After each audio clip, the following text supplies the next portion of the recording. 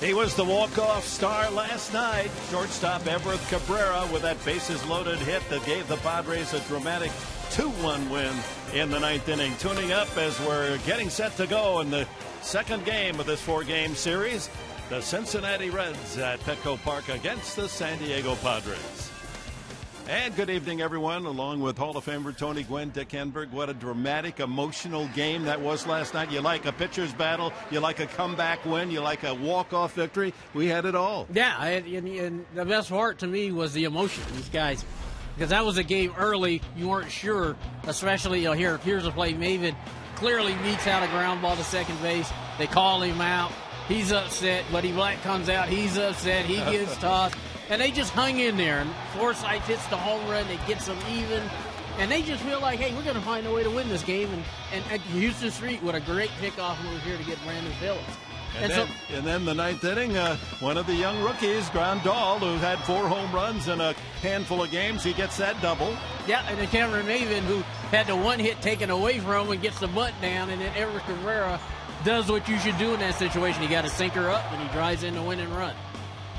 And when Cabrera, look, that's Logan Forsythe applying University of Arkansas tackle on his teammate. Fortunately, everyone came out of the scrum in one piece. And the Padres now have extended their longest win streak of the season now to a half dozen. Well, tonight it'll be veteran Kip Wells. He had a good outing in Colorado. Yeah, he did. And he's going to have to do much the same thing tonight. He's going to have to spot the fastball and locate it, get his breaking ball over. But, he's coming off a win. And, again, when a clubhouse, you put some games together and win some games, there's a confidence flowing in that clubhouse right now, and hopefully he can pitch as well as Volquez did last night for the Pods. So we're set to go. It'll be Kip Wells against Bronson Arroyo of the Cincinnati Reds, and the theme tonight is let's go down to the street, meaning Houston Street, who got the win last night and leads the Padres and saves on the way to the All-Star game.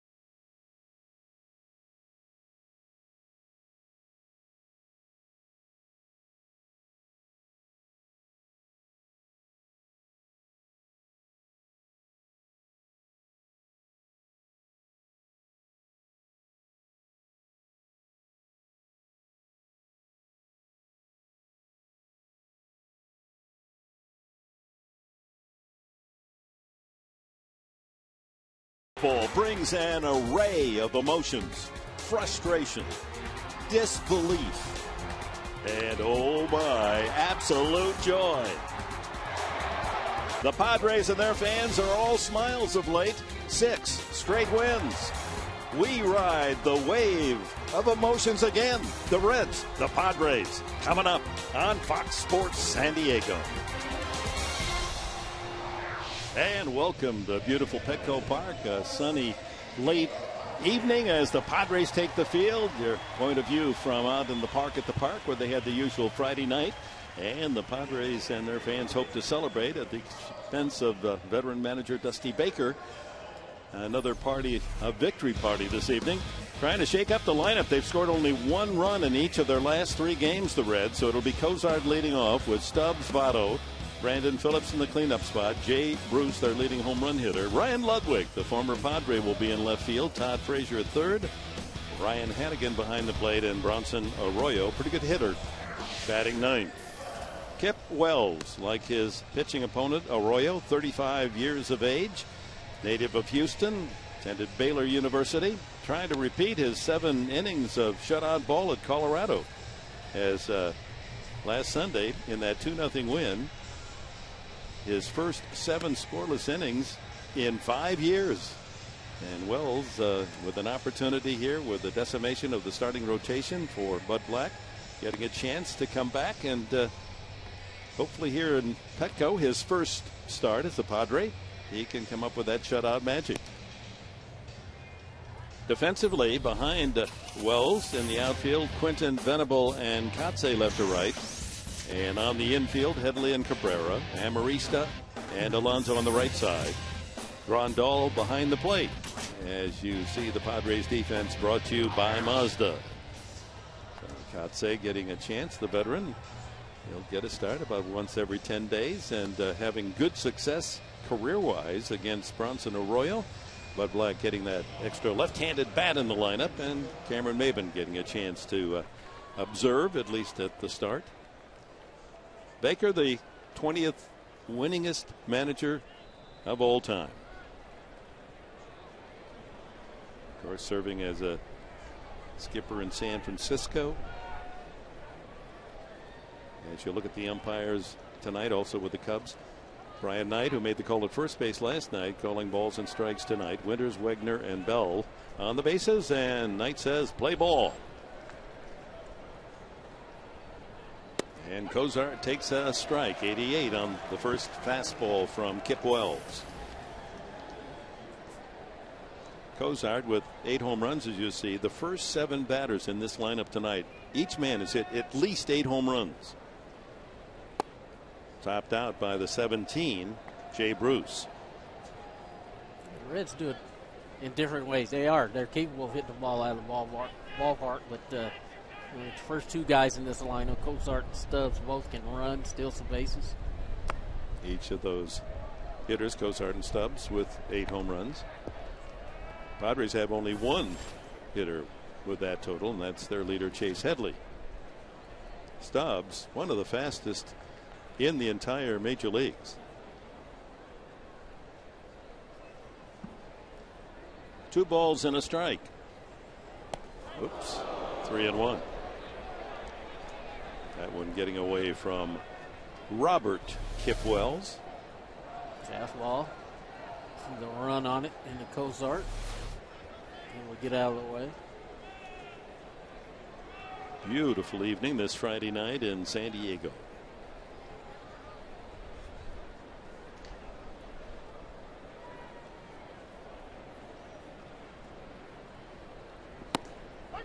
On the inside corner, Cozart thought it might have missed. Took that false step toward first. Both these guys tonight, as Volquez, Wells and Arroyo, both of them aren't going to overpower you with the fastball. So that ball is hit deep to left field. That chases Quinton back into the corner, and it's gone. Home run Cozart to get things started for the Reds. His 9th of the year.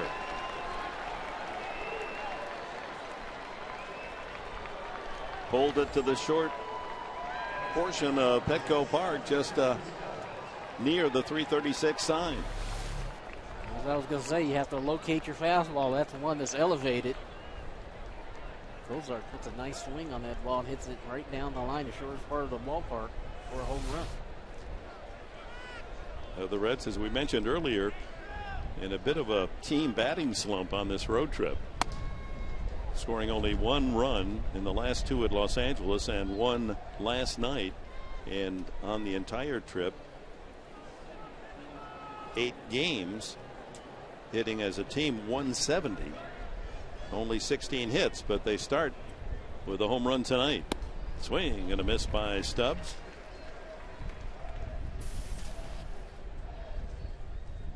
Grandal going out to the mound to talk to Kip Wells.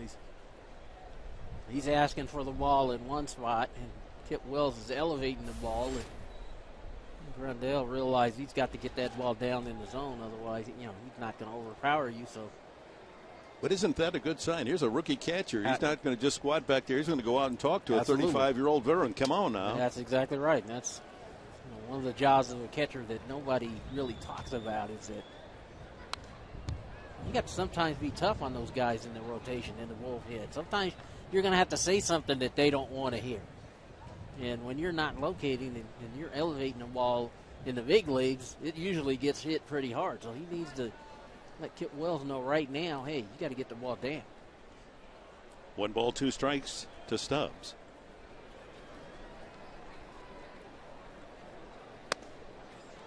Just missed. Cozart hit a leadoff home run against Matt Cain earlier in the trip at San Francisco, and now the leadoff home run tonight. See where Grandal is asking for the ball is down and away, and that ball's up and in. And that's the difference. Swing and a miss, strike 3. That's the difference sometimes between getting an out and seeing a ball fly out of the ballpark. Back to Grandal as a catcher taking charge of the game. You're 23 years old. You've only been in the big leagues a little over a week. And if indeed, and that's what the Padre organization likes about Grandal, and when they got him involved in the trade, is that since he was a freshman at the University of Miami, he's a take charge guy. Now you got a power hitting, switch hitting catcher that says, I'm going to run this game. That could really bode well. That's absolutely right. And that's what you have to do. He's only been in the big leagues for 10 days, but hey, my job's to take command. And I'm sure you're going to see him let Kip Wells know, hey, let's go, concentrate, let's go, let's get it where I want it.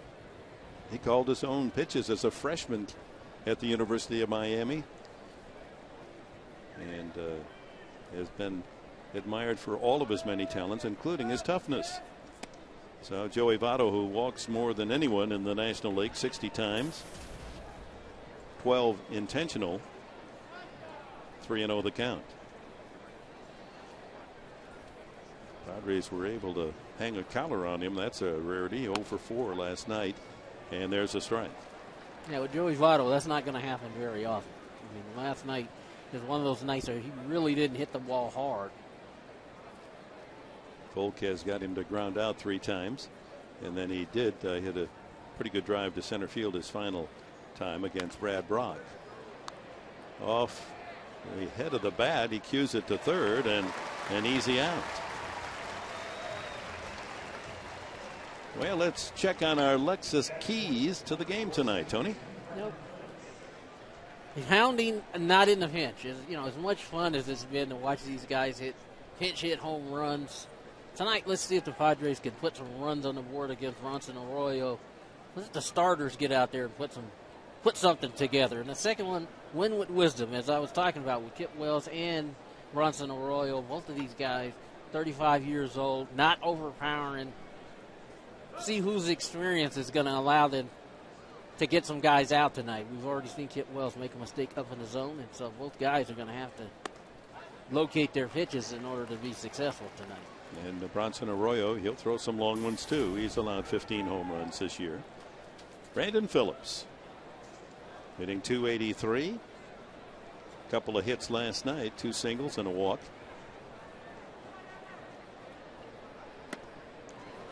0-2. Nice change up there by Kip Wells. And that's what you're going to have to do. You're going to have to keep them off balance. You have to mix in the breaking ball and mix in your changeup. You're going to have to throw them all for strikes. How about that sandcastle out beyond the right center field fence? Beauty. The artist at work.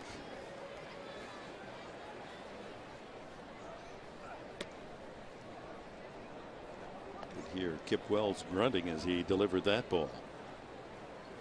Tell me, Dick, wouldn't that make a nice thing to put on the side of your World Championship ring right there?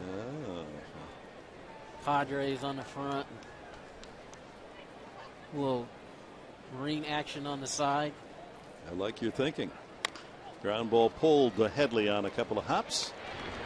And that's it for the Reds. They get the opening home run from Zach Cosert.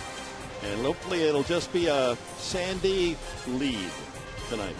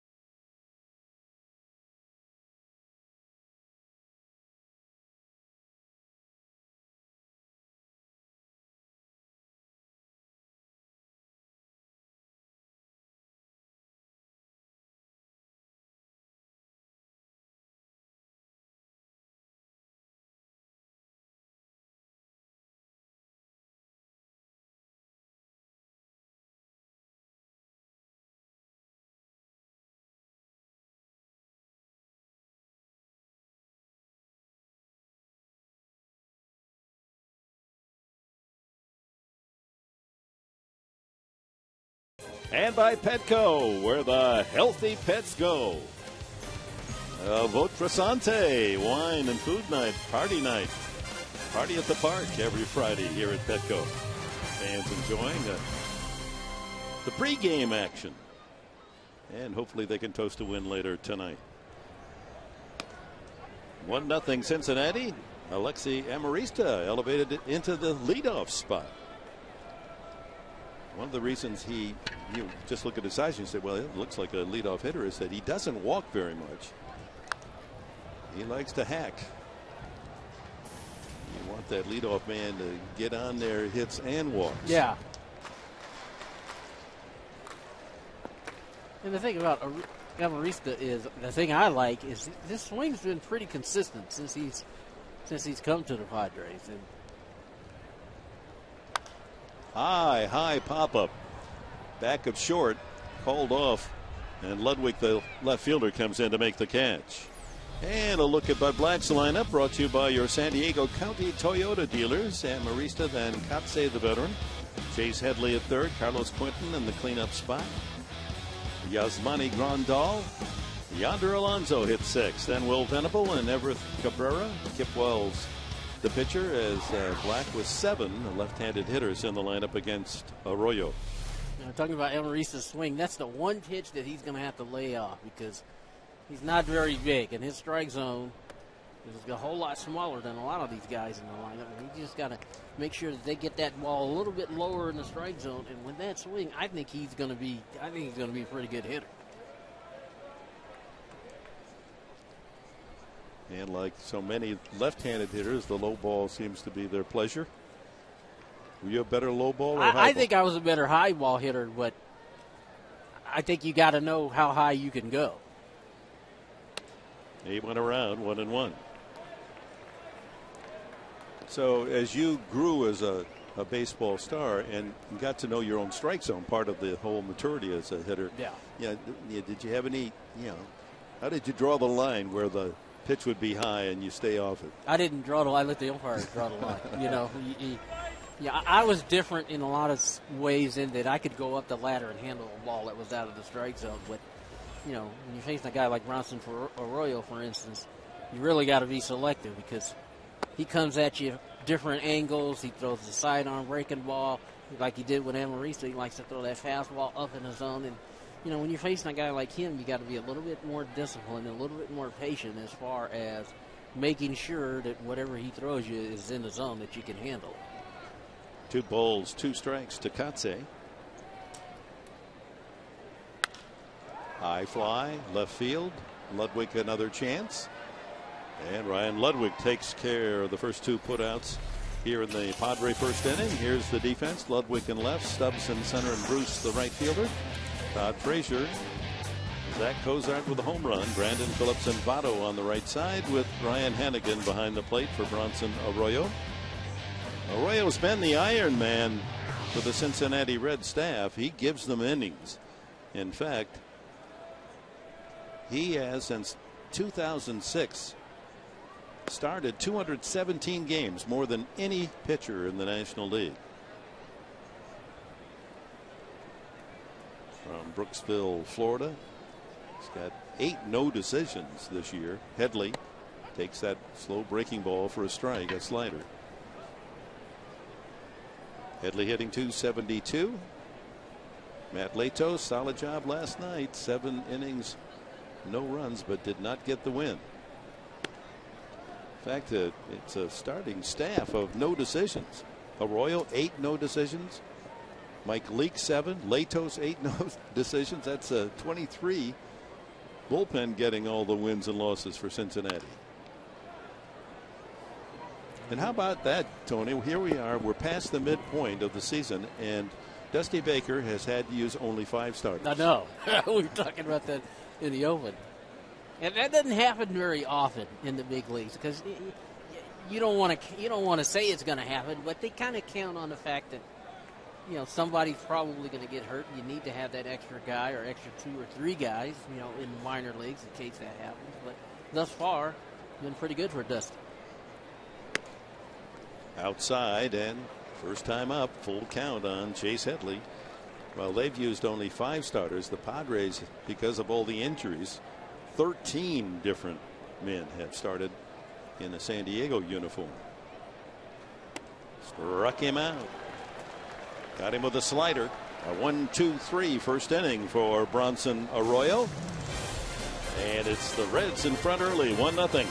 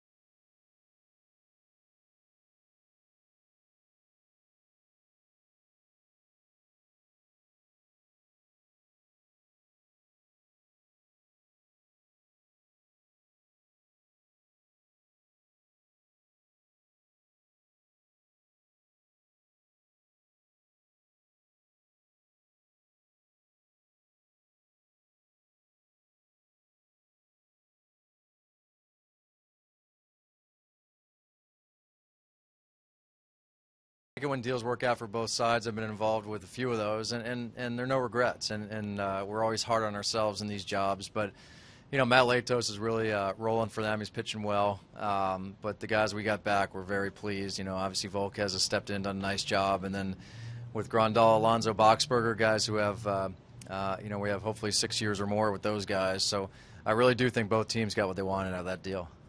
General Manager Josh Burns reflecting on that blockbuster trade back in December. Kip Wells goes to work, and first pitch is low, ball one to Jay Bruce. So last night, all four that are here in the big leagues, including Volquez and Alonso and Grandal and Latos, all had a heavy hand in the outcome of the game. Bruce, their home run leader, 17, and he leads in RBIs, 54. Just misses the third base bag. And last night, Matt Latos goes 7 shutout innings, 8 strikeouts, very impressive, no decision. Volquez almost matched him pitch for pitch, 10 strikeouts, 5 hits, only 1 run. Alonso 2 for 2, a single, double, and 2 walks. And Yasmani Grandal, his double in the 9th inning, became the winning run. That's a strike, 1 and 2. I can totally see why Josh Burns is happy with the guys that they got in this deal. All 3 of those guys, 2 everyday players, and a starting pitcher. Plus a relief pitcher. You probably saw him when you were recruiting Boxberger. Yeah, he was at USC. Bounced up the middle. Cabrera. You know, it's Headley who was shifted into the shortstop spot as they had 3 men on the right side and Headley playing at shortstop. I guess you still call that 5-3. Confusing as that may be.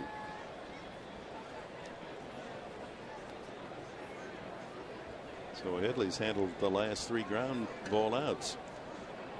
We didn't have time to go on with General Manager Burns. We wish we had more time because he offered more really interesting information. We'll share that with you. Here's Ludwig, the ex-Padre, hitting the home run ball for the Reds. He's got 11. Hitting at 239. But he struck out 50 times in less than 200 at bats. Strikeout for every 4 at bats.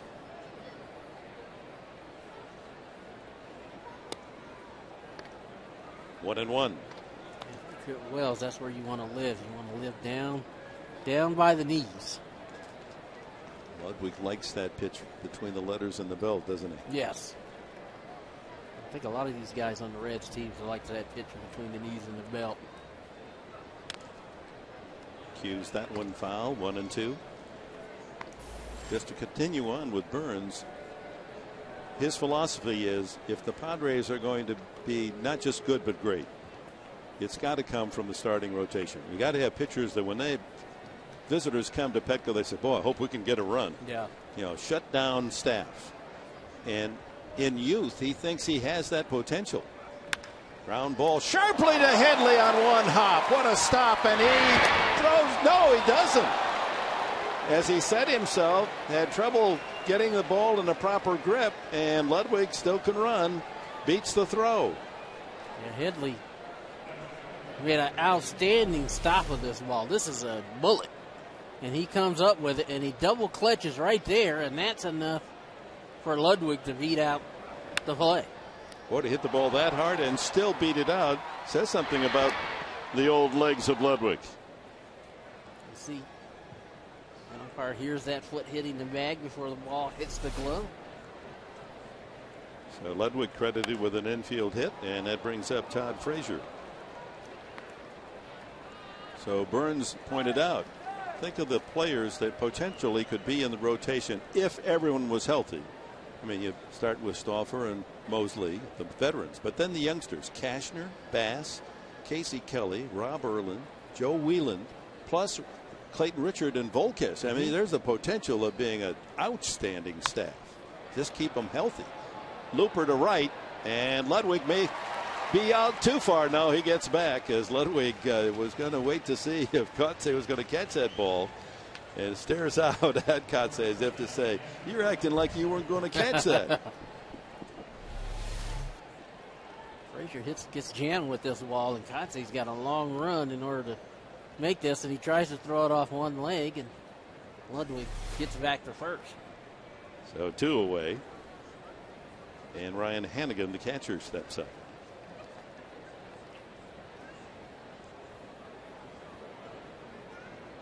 I think I really agree with that too. I think if you have dominant pitching, guys that can consistently. Yeah, it's ripped into left field by Hannigan. A couple of hits for the Reds here. With 2 outs now, the pitcher Arroyo will come up. Guys that can consistently, give you innings, give you consistent outings. The other thing I heard when Josh was speaking was that, he's going to have these guys for 6 years. He was talking about Grandal and Alonso. And that's the other factor, I think, is that, you're going to have to build with young guys, and you have to control those young guys for a while until they get to where they believe that they have a chance to win. Pitching is important. Obviously, getting some young guys to be everyday players is important. And I think they're well on their way. These young guys are starting to battle. They're starting to kind of figure out, how do you play this game at this level. I didn't mention the youngsters, Corey Lupke, who, with his start, looked as if he was going to be an all-star pitcher. Yep. So there's really a wealth of talent there, but what bad luck that they all get injured. Arroyo, 5 home runs in his career.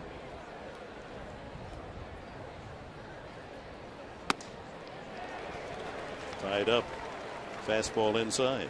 The other part about that bad luck is that somebody else gets an opportunity to show what they can do too. And when guys get injured, like they have this year, other guys are going to get that opportunity that maybe they wouldn't have gotten, and you got to take advantage of it. Out of play, and Arroyo down on the count 1-2. Nice catch. He also said he's not going to trade Volquez. There's a lot of interest in Volquez. Look at this catch by Van. All right. Over the seat. Hey, that chiropractor won't cost nearly as much as that baseball. Uh-oh, the East German judge gave him a 4. High fly ball to center. Maben squeezes the final out, and the Reds leave a couple aboard. Carlos Quentin leads off the bottom of the second.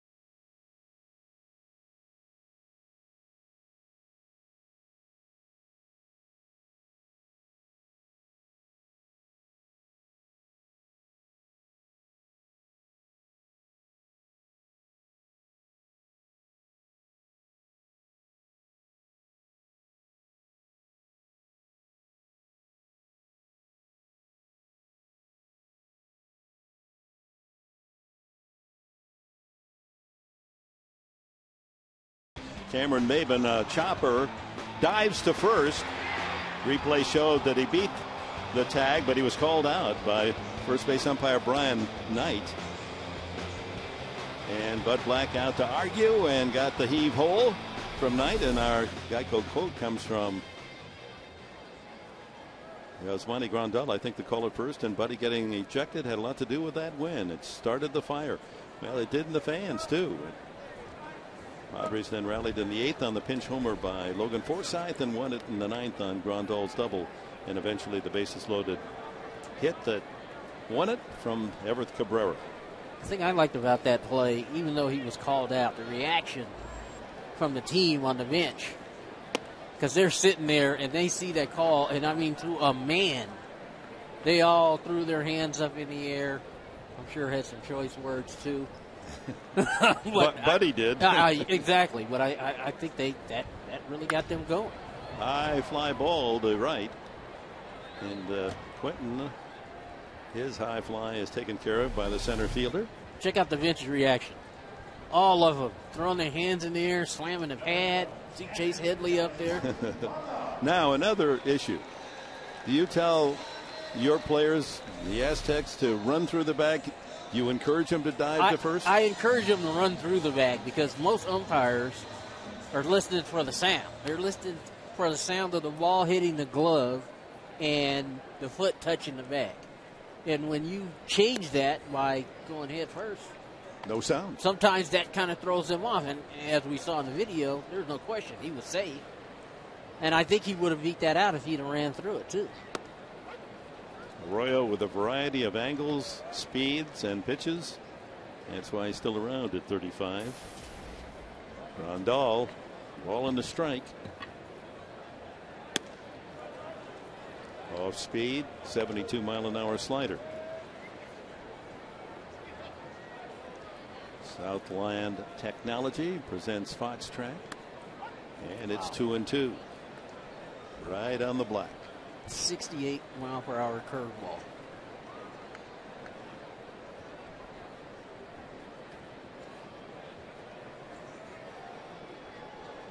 Ground ball sharply into right field for a base hit. Grandal aboard on a single to right. How about the sequence, Tony? Let's take a look at this because Ronson Arroyo throws a changeup away, a sidearm slider for a strike, an overhead curveball that just misses, another one for a strike, and then he tries to sneak a piece of cheese in there, and Grandal's right on it and lines it in the right field for a base hit. So watch for the adjustment as when the next time he comes up, because I don't think after that at bat he's not going to get another fastball. Yeah, he's not going to get any more cheddar no. tonight. So 1 on, 1 out. Yonder Alonso tried to golf that one. And again, a changeup, 78 first pitch. So Arroyo just a master of speeds from about 69 up to a fastball. Probably won't hit 90 very often. No, he'll 88, 89 usually on the fastball, but it's going to most of the time be a located one. He's going to be down in the zone, but he's going to change speeds and keep you off balance. You can see he uses that two-seamer. Likes to start it off the plate, especially to left-handed hitter, and bring it in over the inside corner. This situation, he's looking to get a ground ball here. He wants to throw you something tailing away from you and see if you'll try to pull it.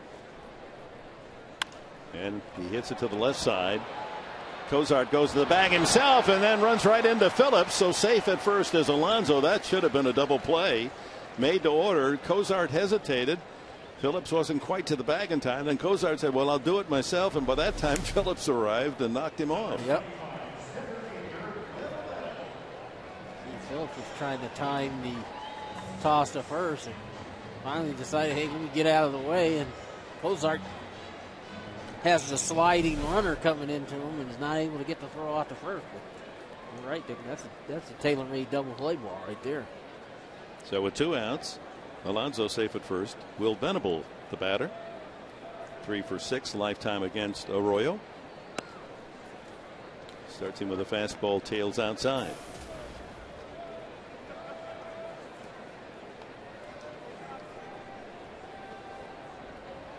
It's puzzling. Venable, a totally different hitter on the road and at home. He's hitting .296 away from Petco and 101 points lower at home, 195.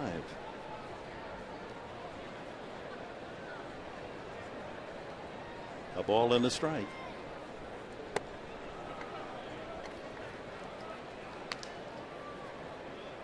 I'm talking about the Reds using only 5 pitchers. That's the best run, 82 games with needing only 5 starters. You got to go back to 1898. And you'll remember these names, folks. Still Bill Hill, Pink Hawley, Frank Dwyer, Bill Damon, and Ted Breitenstein. But, you know, still Bill Hill. He could fire. He could rock and fire. So it's so unusual to keep your staff that healthy. Hit long and foul way up into the second tier.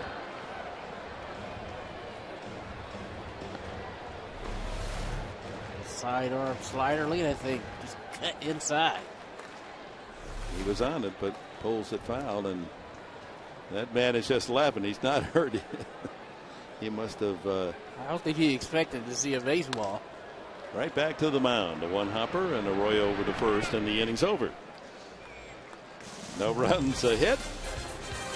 Well, maybe 2 hits. That one right there. Ow.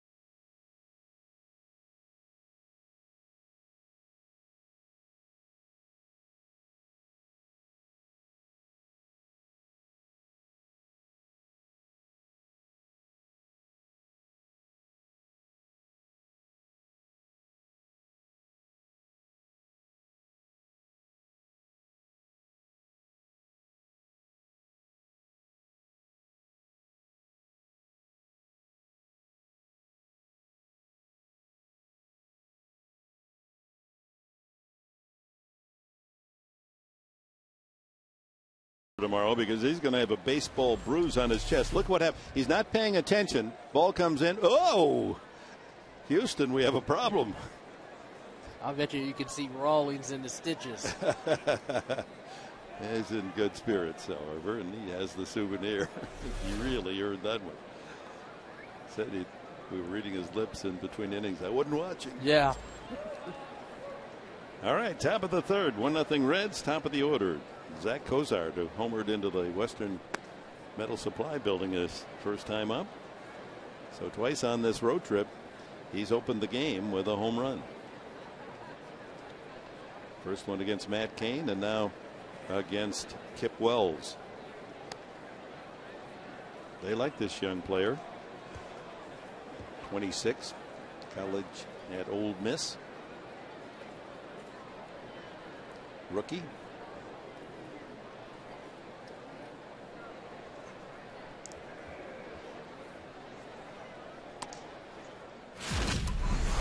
And here it is. First batter of this game tonight. He pulls it about 15, 18 feet fair inside that foul line into the lower wedge of the bleachers. And a 4-pitch walk. First base on balls from Wells. Leadoff man on. Brings up Drew Stubbs, who's 0 for the last 29. You can enjoy a Padres game with your friends, and you can save with Bud's Night Out. Buy one Padres ticket, you get a second ticket at half price on select games and seating areas only. Get your tickets at Padres.com/on deck.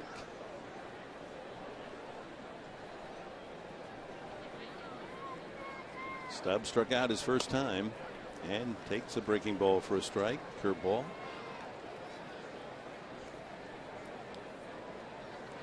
Sat out last night, hitting only .214. Infield will need to get a very sharp ground ball to double this guy up. The fact that he's 0 for his last 28, I might see Dusty Baker play hit and run here just to try to get him a hole maybe to shoot at. Good technique, isn't it, Coach? And it really is. You know, most guys who, in his case, he's been struggling because he's pulling off the ball, and maybe playing hit and run, maybe he would stay in. Makes you think about going the other way. The runner goes, and that's exactly. They tried to hit and run, but jammed with Stubbs. He did a great job there, even fouling that pitch off. It was a breaking ball that hung inside, and he tried to go the other way with it. Padre fan ready to make the play. Yeah, it doesn't matter how old you are. There's no age limit on enjoying a baseball souvenir at a big league game.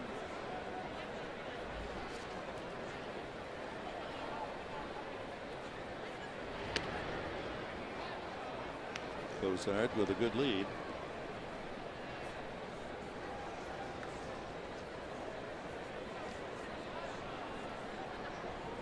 He has only 2 stolen bases.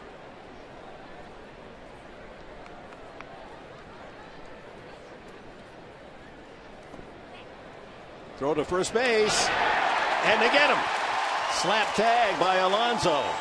Cozart, he might have been thinking that's a hit and run again, and when the pitch was taken, he was about 25 feet too far away from first base, and a solid throw by Grandal. Yeah, I think Cozart was anticipating that ball in the dirt getting away from Grandal, and he took 2 steps towards second base, and as you see, Grandal comes out throwing, and they get Cozart at first base.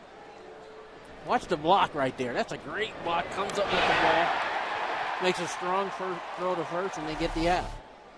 So a couple of stars on his report card for the stop and the throw for Yasmani Grandal. Well, the Reds last night hurt themselves on the bases. Remember, in the first inning, they were run out at between third and first. Then they were picked off in the 9th inning. Now they've lost a third runner in the series. In the dirt again, 2-2. Again, by contrast, the Reds have been struggling here. They've lost 4 in a row, and those are the kind of mistakes that sometimes end up costing you ball games. On the other hand, the Padres have won 6 in a row, and it seems like when they get an opportunity to make something happen, they make it happen. So from a 2-strike advantage, Wells now goes full count. Well, the Reds have the scoreboard facing them from that third base dugout, so they know that the Giants have beaten Pittsburgh 6-5. The Reds trail the Pirates by 2 at the start tonight.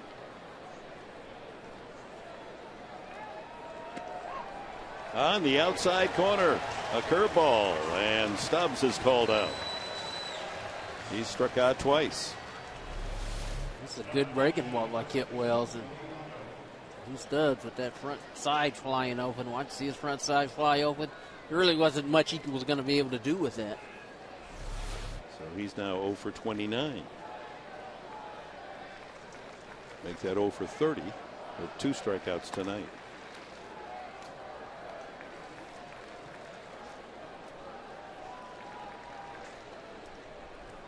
Joey Votto. A weak ground ball to third his first time.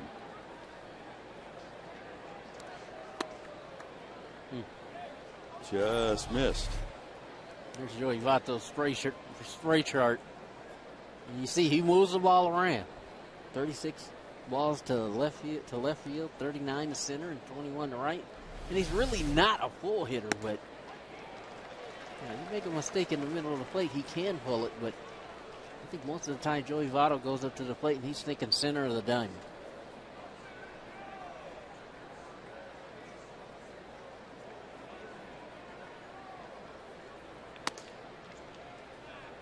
You see defensively, you saw that shot of Will Venable in center field. He's on the left field side of second base. because that's what his spray chart says. He hits the ball mostly to left field and center field, occasionally to right. Off-speed curveball, and it's 2-2.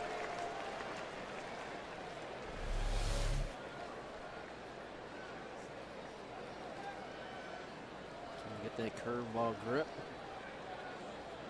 Got away with a mistake. He hung that breaking ball.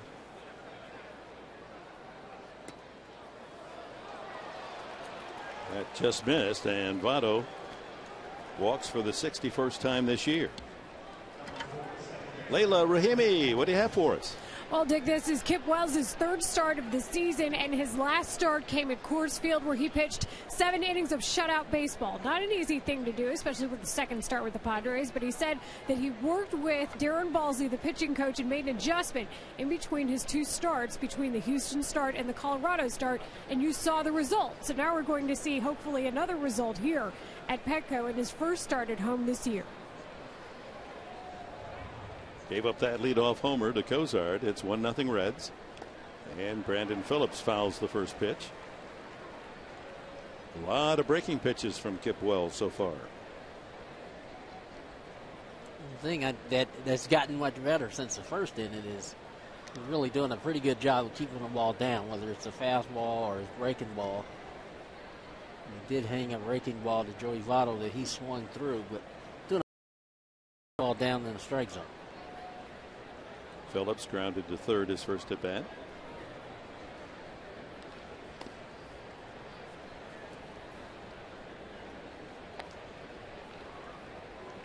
Wells' father, a baseball pitcher at the University of Texas, but Kip decided he'd go to Baylor for his education, do his pitching.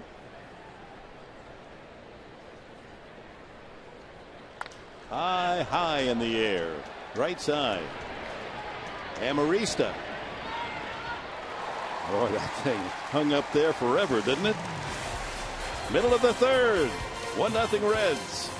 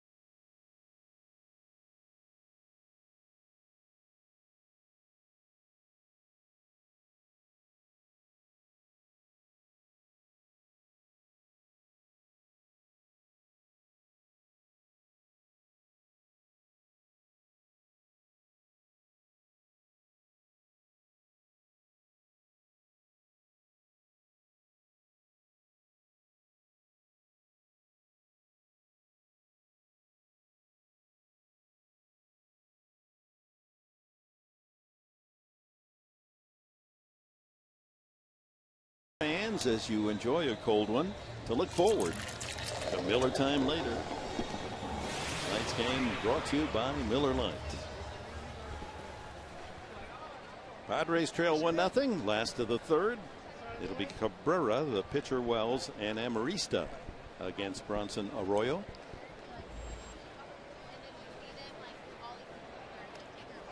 And that's a strike. Again, just tantalizingly slow, 71 miles an hour on that curve.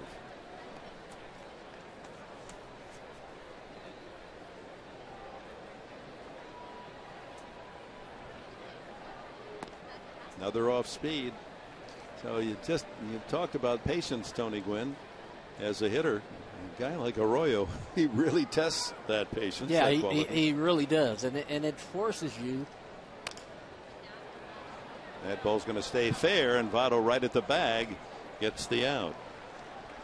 Again, it forces you to swing at strikes, and that's the hard part. I mean, it's tough enough him changing speeds on you, but as you saw, he threw him looked like a changeup that was down in the zone, and it wasn't a strike, and that's the hard part. You got to try to get something in the zone. Yeah, that changeup was at 73 miles an hour. You saw the range of speed, 20 miles per hour. Here's Wells. He's not a bad hitter. Lifetime 192 with 4 homers. And a smile on his face because Arroyo started him out with a changeup.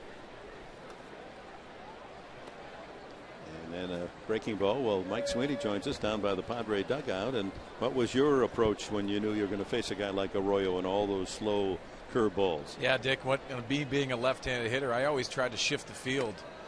So basically, when I tried to middle the field, most of the guys, with a guy that's really slow and throws that slow breaking ball, I wanted to actually hit the ball to left field. Gave me an opportunity on his changeup to pull it down the right field line. Struck him out. And that's the second for Arroyo. 2 away in the third. So we get a slow pitcher. You think hitting the ball the opposite way, and then when you swing, you might wind up pulling it. Right. If it does you something off speed in the zone, you probably end up pulling it. So your thought process is up the middle the other way. And if you get in position and you recognize something off speed, hey, you'd be right on it to pull it. It's a fastball, so what's wrong with the line drive single to left? Marista sends that one into the second deck. He flied to left field his first time. He got a rare fastball, 87 miles an hour.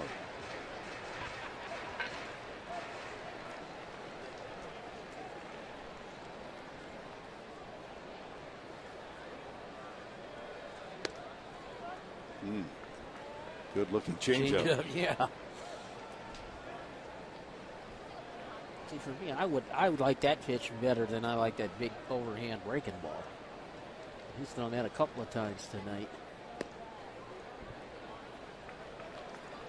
The thing about Arroyo, he commands it really good. I mean, there aren't a lot of guys who can throw that slow of a breaking ball for a strike consistently, and he's one of them. Ground ball on one hop off a broken bat. Phillips takes care of the throw over to Votto. 1-2-3 inning for Arroyo. We go to the fourth. 1-0 Cincinnati.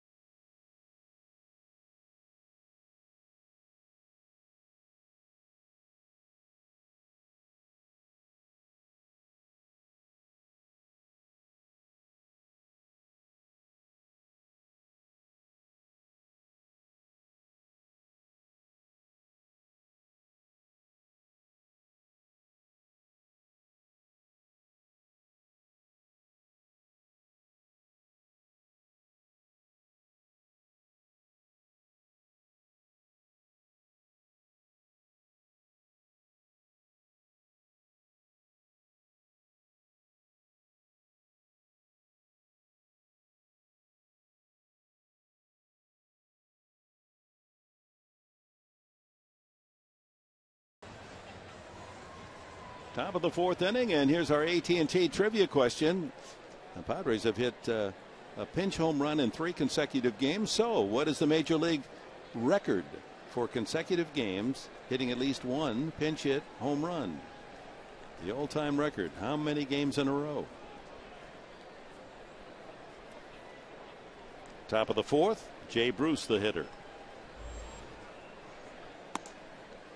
Bruce followed by Ryan Ludwig and Todd Frazier.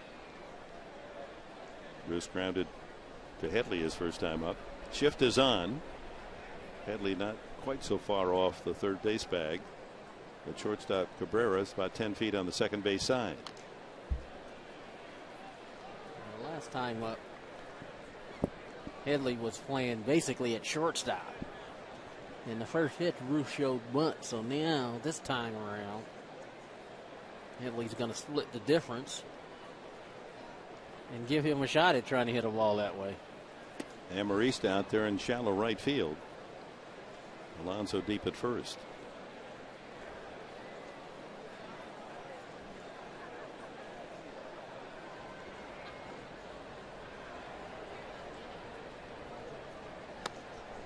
Three balls and a strike.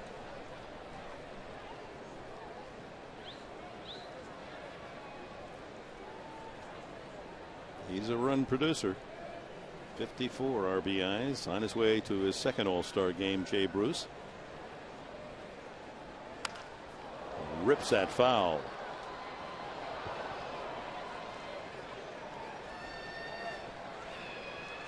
Good, Bruce. Playing right into the Padres scouting report. And see Headley goes over now to the shortstop spot. They're saying we're daring you to hit a ball the other way. Full count.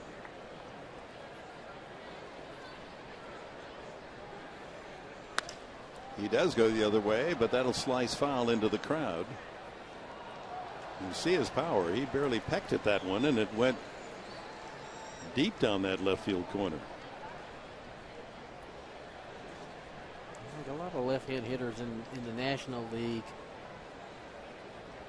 They play them to pull on the ground and the other way in the outfield.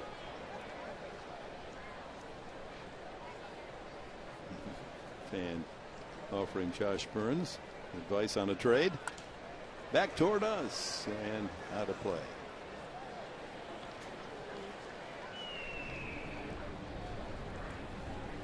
Game 3 of the 4-game series tomorrow night, a Saturday night game. 7:05 start, 6 o'clock for Padres Live.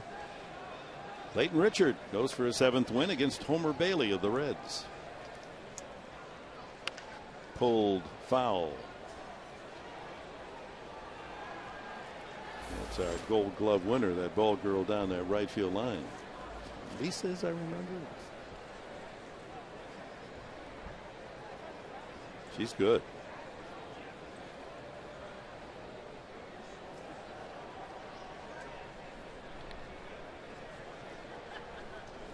Maybe Lisa's the girl in the left field. Jackie, I think is her name. Right field. Quentin over to the foul territory and has enough room to make the catch. Disappears from our view. Petco's dimensions just right to capture the foul ball off the bat of Jay Bruce. Quentin stayed with that ball. Actually, they ruled it just fair.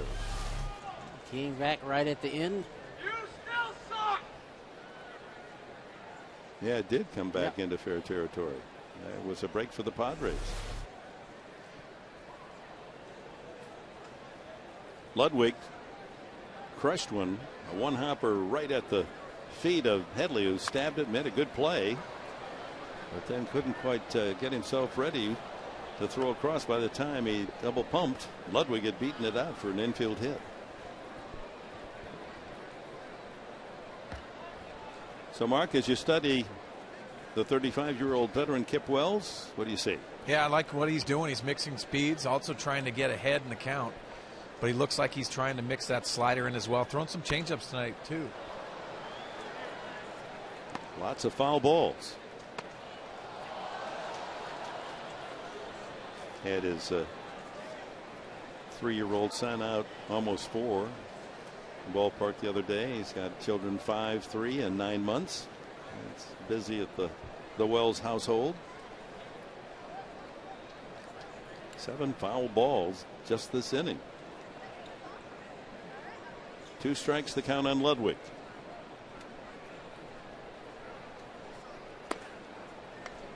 Heavy sinker. Yeah, for the outside corner, didn't get it. Wells' fastest pitch measured at 91.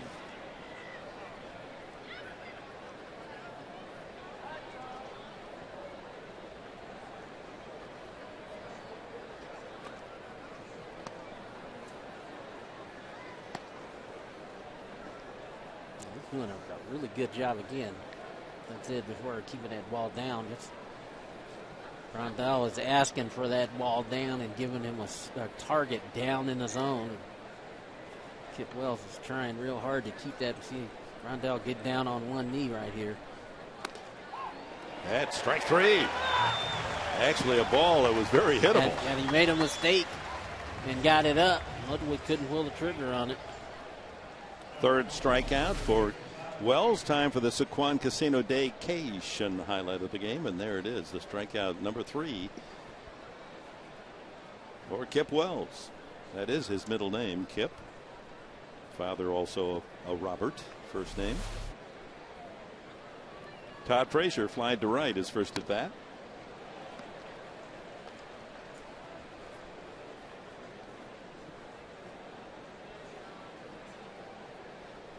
Well, tomorrow night, then a 1 o'clock game, Military Sunday, honoring the U.S. Marine Corps, and then the All-Star break.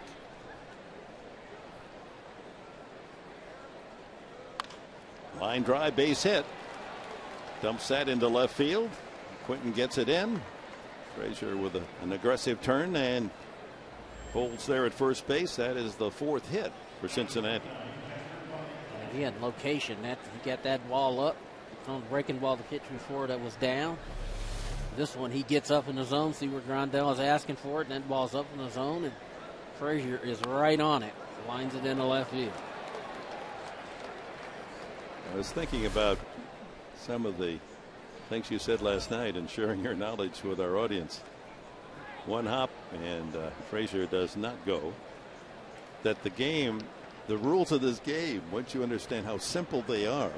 Now, I wrote these down. You said this last night. The idea of pitching is to throw strikes. Right. The idea of hitting is getting a good pitch to hit. Right. So if you're throwing strikes, you just don't want to throw them where they're hittable. Right. Simple. Right. Pitchers are always trying not to throw a ball in the middle of the plate. They're constantly trying to hit the corners. And they're smart too. They watch video. They see what hitters do, and you know, a lot of times the fans, they look like, oh, that was a fastball up in the zone that maybe they didn't, you know, the pitcher tried to do that on purpose. So, you know, and if you can just break it down to just swing it at strikes, and I know it sounds simple, but it's extremely difficult to do. That's a strike. Well, look at the Fox track. There's 9 squares, 9 quadrants. And fans, if you want to be a pitcher and if you can hit that outside low quadrant, you're going to win a lot of games. That is correct. And if you want to be a good hitter in this game, not only do you have to handle balls in that quadrant, those 9 spots, but if you're good, you can add another 18. It goes like Ted Williams' box. 6 more squares to the top, 6 more to the sides, 6 more at the bottom. So I would guess that's 24, not 18. Now there's a pitcher's pitch. Just catches the black inside. 2-2. And that's the constant struggle. Because as pitchers are making adjustments, as a hitter, you're going to have to make adjustments. Pulled foul. Yeah, there was a wonderful, one of the early days, I think it was Sports Illustrated. It might have been the old Sport magazine where Ted Williams, they used baseballs to fill the strike zone. And then they wrote on it what your batting average would be if you were Ted Williams, depending on where that pitch was. Yep, it was on the back of his book, The Science of Hitting. And there was 2 bad spots out of, I don't know how many squares it was. Runner goes, and a chopper to third. Headley across to Alonso to end the inning.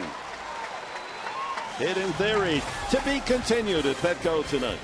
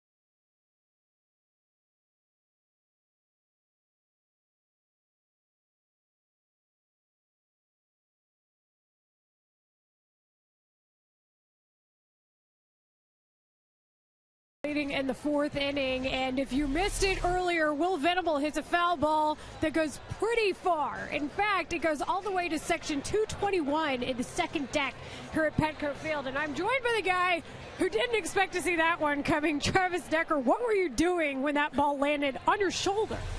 I was sitting there looking at my telephone. I was trying to post it to Facebook to say that I was here at the ballpark and check in, and then my brother-in-law gets out of the way, and bang.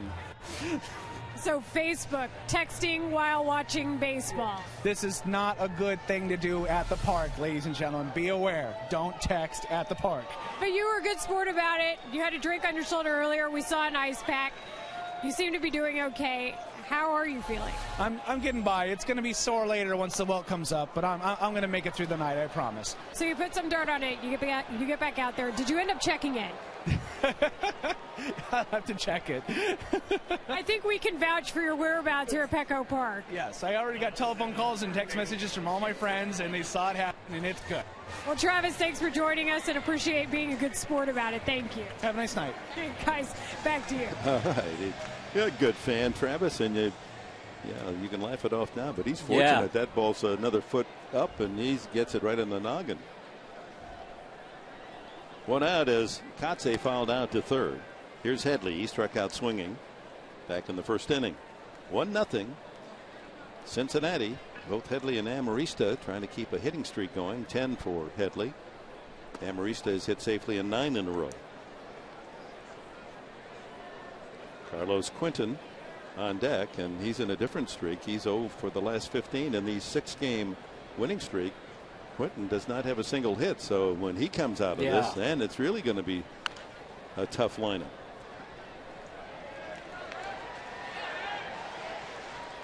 One and two to Headley.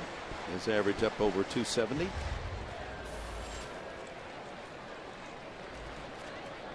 Actually, still trying to figure out Arroyo and these different arm angles and changing speeds. And he comes inside with a fastball, hoping that Headley would bite. Yep, he threw the fastball, but he really didn't throw it for a strike. He has so much confidence in his breaking stuff, doesn't he? Yep. Has to get him thinking about the inside corner and probably going away here.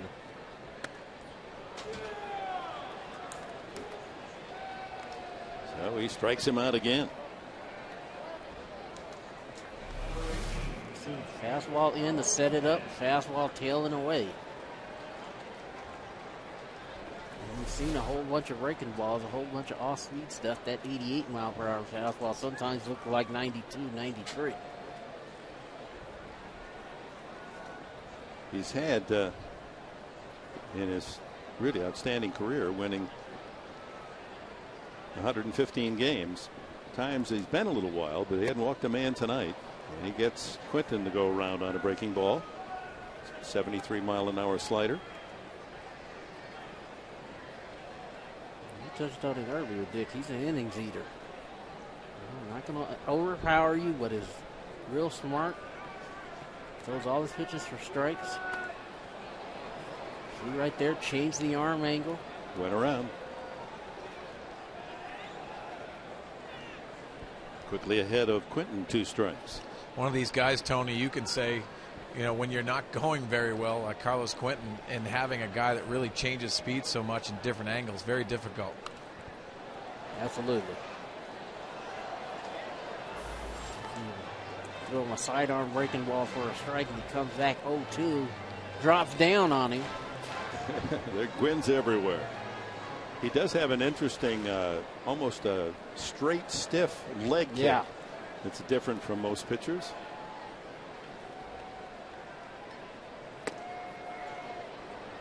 That's a great 0-2 pitch right there. Tough to lay off. And it was. Quinton did a nice job. Look at this straight leg and then a knee flex. That's a sidearm slider right there.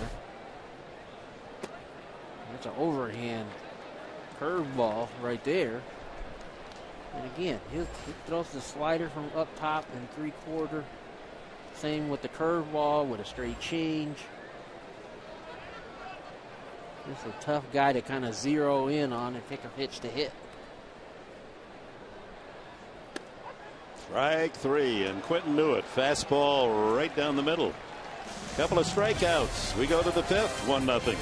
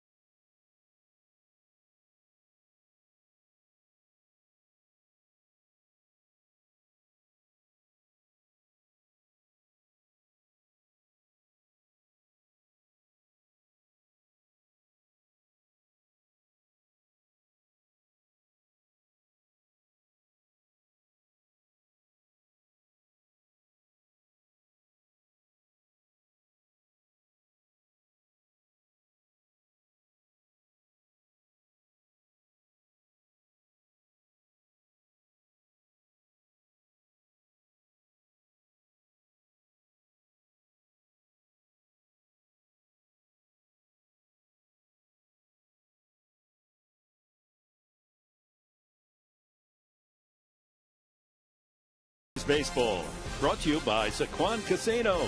Get away for the day at the all-new Sequan Casino, San Diego's destination for casino gaming and excitement. And by your San Diego County Lexus dealer. Well, this game mirroring that of an evening ago, as the Reds last night got a run in the 2nd inning. It was 1-0 all the way to the 8th. Until Logan Forsythe's pinch hit home run tied it, and the Padres won it on Cabrera's bases loaded knock in the bottom of the 9th inning. 1-0 again tonight as we advance to the 5th inning, and Arroyo, the pitcher, leads off. Kip Wells with a strike.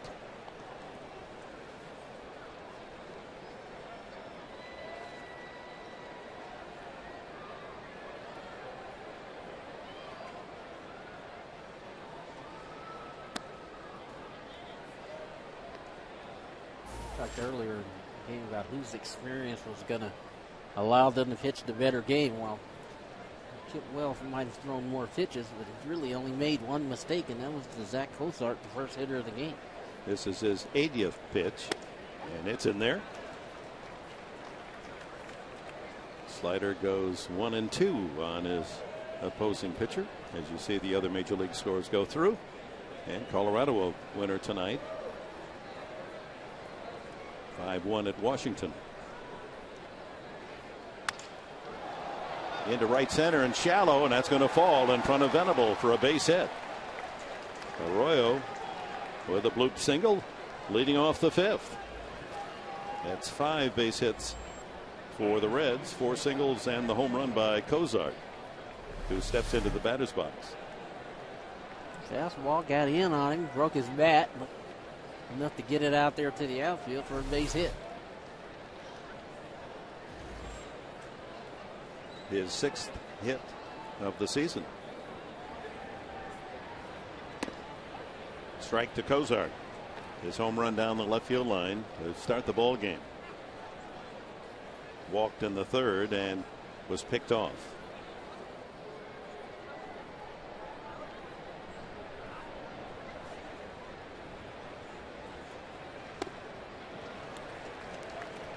Had him out in front of that 81-mile-an-hour slider. 2 strikes. Good pitch down in the zone. Trying to get a ground ball here.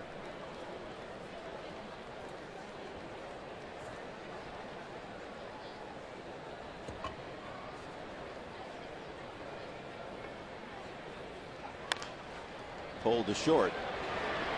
Cabrera has to go across to get the out on Cozart. Had little trouble fielding it cleanly. And the pitcher Arroyo advances to second base. Get ready, folks, for summer tomorrow. 7:05 game. The Padres and the Reds. The first 25,000 of you will take home that Padres beach towel presented by Fox Sports San Diego. I hope you've made plans and have a big house here at Petco. Come early. Get your towel. Save at Padres.com or call 619-795-5555 for ticket arrangements. And Clayton Richard will be on the hill for the Padres against Homer Bailey. Line drives, short hop, and a double play. I caught it cleanly. Couldn't tell quite whether Headley got that one on a short hop or he snared it just off the dirt. It's a catch right there, and an easy double play over at second base as Amarista might have missed the bag, so he makes the tag.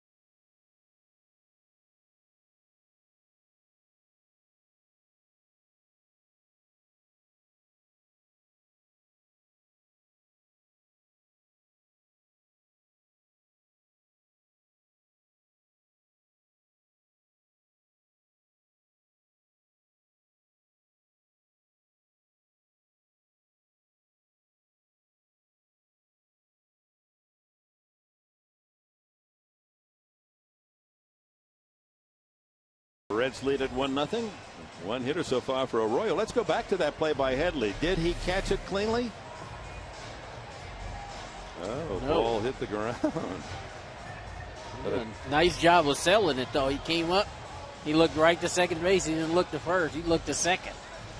Mark, what did you see from your angle? Yeah, from down here, it actually did look like he short hopped it, but I looked right at the third base umpire, and he made the call right off the bat. Exactly what Tony said. He sold it. Double play with dirt on it.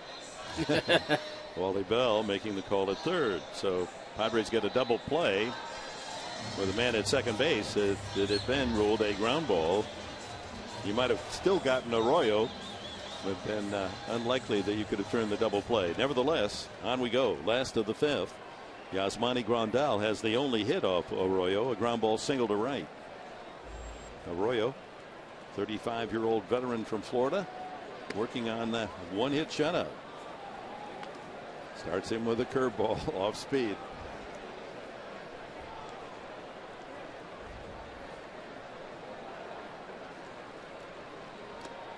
And another off-speed pitch.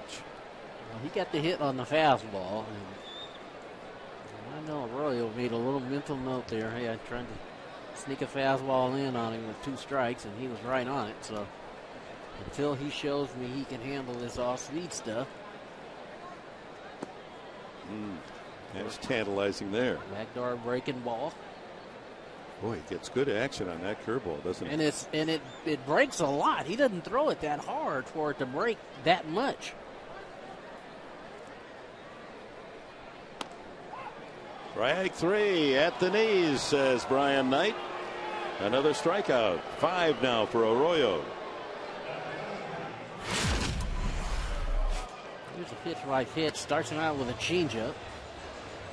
Comes back with another one. With a head 0-2. Tries to get that outside corner. Misses.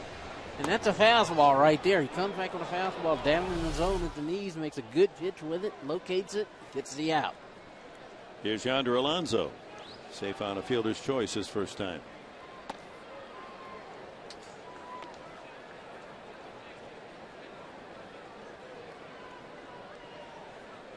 Arroyo keeping the hitters off balance with a variety of speeds. Sends that fastball tailing away 2-0, and he's really been behind a hitter. Yeah, and that's the other thing he's done is he's been working ahead. Let's see what he throws here. 2-0. Slow sidearm breaking ball. 72 mile an hour. Either a slurve or maybe a hard slider. 3-0. First time he's been 3-0. Doesn't give in with a fastball. Alonso's reaction right there. It's like, wow, 3-0, he still didn't throw a fastball. He throws a 68 mile per hour curveball. Down low, ball 4. The first free ticket from Arroyo tonight. And let's go to our AT&T trivia question with the Padres accumulating 3 straight pinch homers, 3 in a row. What is the major league record for a team? How many in a row? That's it. 3 in a row. The 84 Dodgers, and wouldn't you know it, it hadn't happened at all until 84. And here, simultaneously, the Marlins have hit pinch homers in their last 3 games, and so have the Padres. Marlins ended tonight. So now it's the Padres. If they can get a pinch homer to set an all-time major league record. It's no surprise that Bronson Arroyo stays ahead of the hitters. He's number 3 in the National League in walks per 9 innings, 1.5 per 9 innings. Mark Buehrle and Joe Blanton lead the way, 1.3. Another happy fan. Watch out. That gentleman up there that took one in the chest. Here's Venable. You better be watching.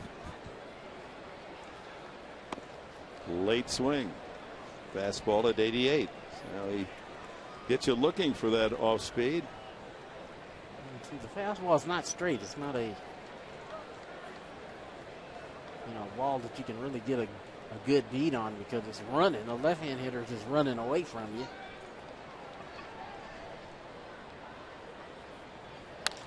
That's going to go into left field. Venable goes the opposite way. That's exactly what Mark Sweeney was talking about.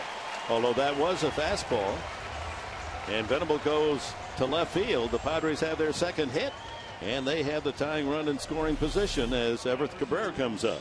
That's a nice piece of hitting right there because you try to pull that ball and you're going to roll into a double play. So he goes the other way with it. finds the hole, the 5.5 hole, and gives the Padres really their first opportunity here to maybe put a run on the board. First runner tonight in scoring position. They were 2 for 6 last night, runners in scoring position, including the game winner by Cabrera in the bottom of the 9th inning.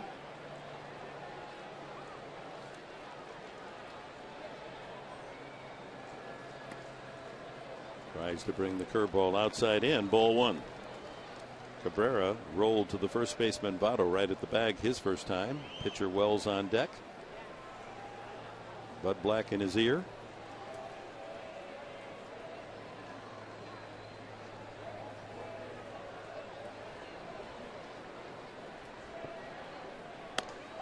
Strike.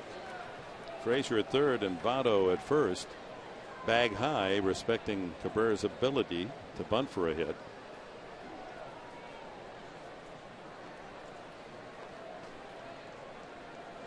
Cozart and Phillips up the middle, looking for a double play chance.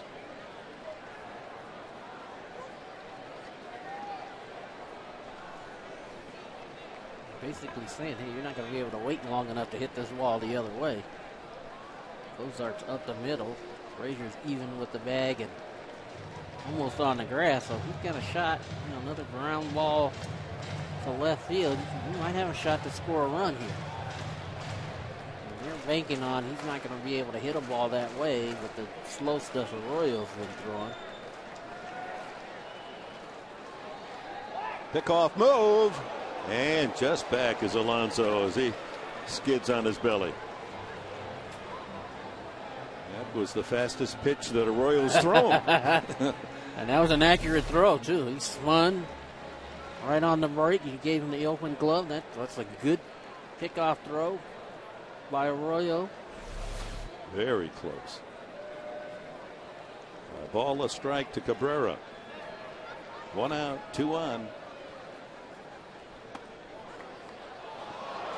Oh. Cabrera thought that was inside. Marking over there in the dugout. Yeah, right at the top of the strike zone. Ooh. And framed nicely by Hannigan. He's called that all night tonight. It's a strike. I know it's a strike. But when you're hitting, most umpires aren't going to call that ball a strike. I know in the book it says it's a strike, but the letters are not a strike on the Major League level. no. That's just design up there. Yeah. And especially when you got ducks on the pond, guys in scoring position. Average speed at second, good speed at first. Venable. Strike 3. 6 strikeouts now for Arroyo.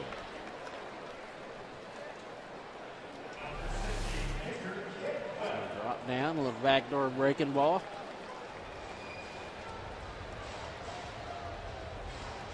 He's out in front of that. Beauty of the game. Some folks get you out with a 100-mile-an-hour fastball and a 90-mile-an-hour change, and then others can just spin it up there and tease and tantalize and work you around different angles. Well, Dick, I can tell you, these two guys pitching tonight, these are the guys that drive you crazy. Because in your mind, like that breaking ball, 68 miles an hour, I think most people sitting at home feel like, hey, I could hit that. Yeah, get a bat. Yeah. I could hit that. And believe me, those guys in the dugout, they know they can hit it. It's just the timing of having to wait back and try to, wait long enough to hit it. Wells tries to bunt his way on unsuccessfully. So 2 strikes on the Padre pitcher who struck out the first time.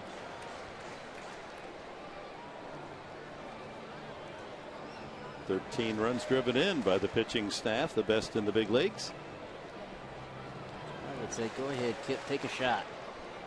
Clayton Richard and Anthony Bass leading the way.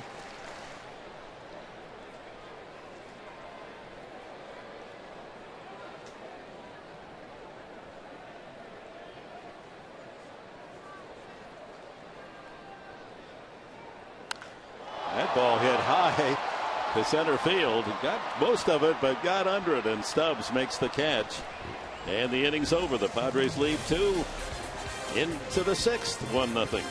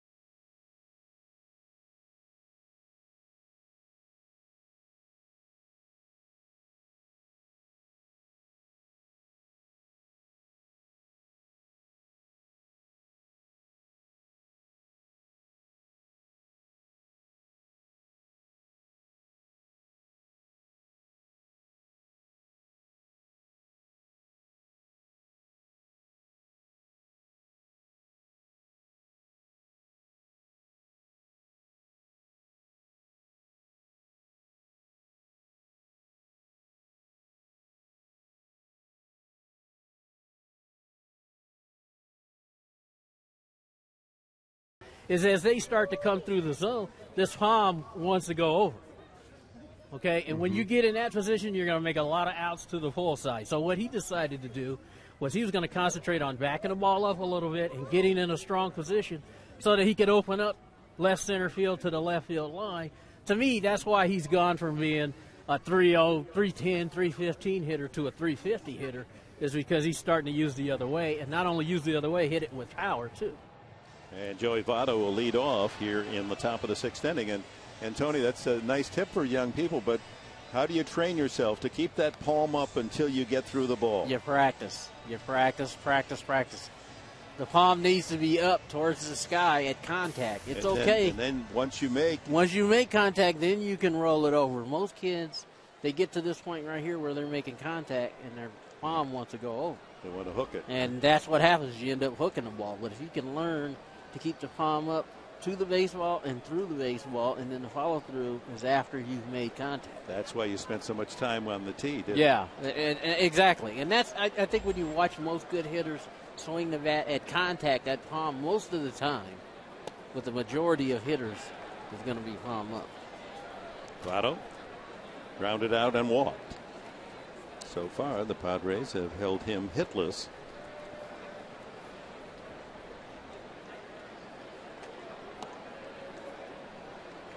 One and one.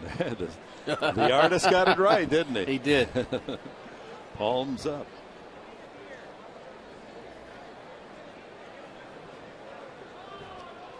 It's a beautiful piece of art. Line drive to left, and Quinton will have to play it on a hop. And let's watch Votto's hands on this swing. Goes the opposite field. I think last year, a lot of times he got himself into trouble trying to pull a little bit too much, but there it is. Took his hands inside the ball. At contact, the palm is up. See that ball run back over the plate, and because he takes his hands to the inside to keep the barrel, to get the barrel in the zone, he's got to keep his hands inside the ball, and you see, still, the palm was up after contact. It rolls over, and when you can do that, now this guy still has the ability to pull a ball too. But when you can do that, you're going to be, if you can do it consistently, you're going to hit for a pretty high average. Big leagues. Looked like he was crowded and still able, to. Well, that ball started inside and it ran back over the middle of the plate. And he just decided, hey, I'm going to keep my hands inside of the baseball and not try to pull it. And he hits it in the left field for a base hit. Brandon Phillips steps up. He's grounded out and popped up. We're at the top of the 6th. Votto, the leadoff hit. 1-0 Cincinnati. Dodgers lead at Arizona 2-0. The D-backs have lost 6 in a row. Brad Brock getting ready in the bullpen, and Alex Hinshaw taking a swig of water before he begins to loosen up.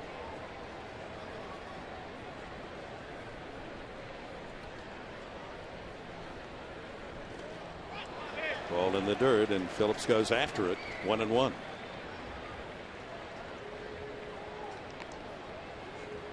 Last night, Phillips did a good job of hitting the ball the other way. Again, it would not surprise me. They try to play hit and run or try to give Brandon Phillips a chance to hit the hole between first and second.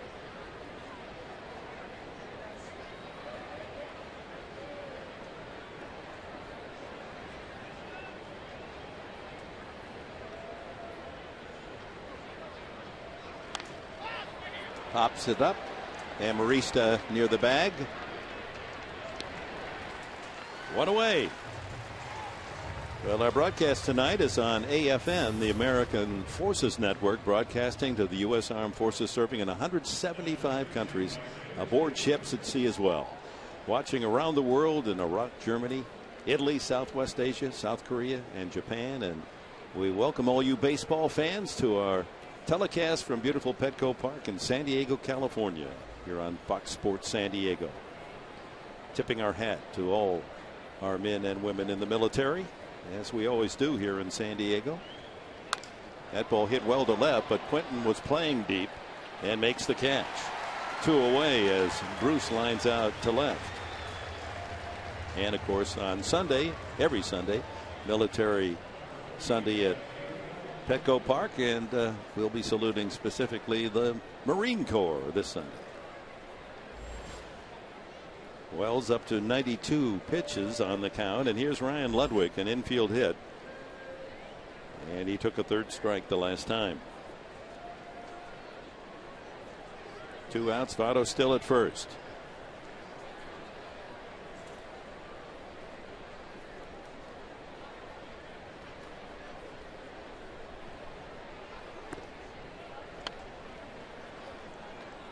Slow curveball doesn't quite catch the corner.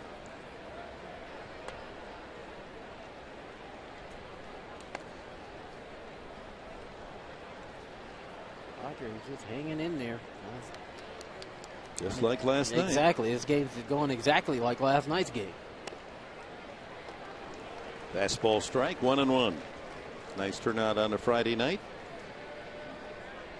You looked at the attendance in the paper today, and encouraged by San Diego's ambassador to the world, George Metrovich. It was a shocking piece of information. Broken bat looper, Amarista. Boy, the bat almost went farther than the ball. The bat wound up past Headley at third. Amarista captures the pop fly. No runs, a hit, and a man left for the Reds. It's still 1-0.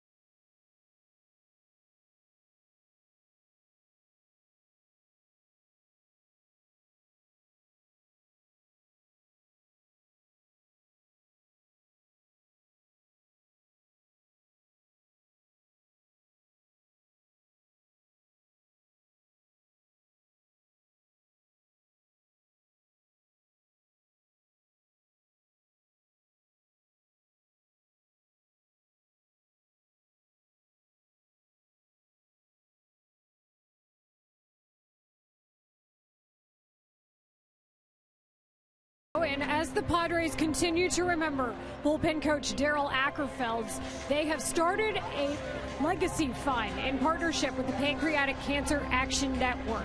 It's the Daryl Ackerfelds number 48 Legacy Fund. And the address is firstgiving.com/fundraiser/AC48. And the Padres have already made a $48,000 donation in the name of Daryl Ackerfelds. And if you look around Petco Park, you will see these envelopes. And they are to support that fund. If you want to make a donation, find one of these envelopes. And they are for the Pancreatic Cancer Action Network as we continue to remember AC and support pancreatic cancer research. Guys, back to you. All right. Thank you, Layla. That's a very generous gift, $48,000 to match his number. Ground ball Amarista, but right to Votto, and one quick out here in the 6th inning of a 1-0 game. Services up in Colorado, Denver area for AC on Monday. And many of the team with the All-Star break are going to fly out. Stand up to cancer. Prostate cancer. That's how I lost my father. Mark Kotze. Fly to left, foul to third. So he's gone the other way both at bats. But just as it was last night, Padres are just that one pitch, one swing away from tying it up. I don't sense any panic. They're just still trying to wait on that off-speed stuff. They're getting a steady diet. And they are. They're gonna, and they're until he shows them, until they show him that somebody can stand up there and put that off-speed stuff in play. He's going to continue to throw it. Change up.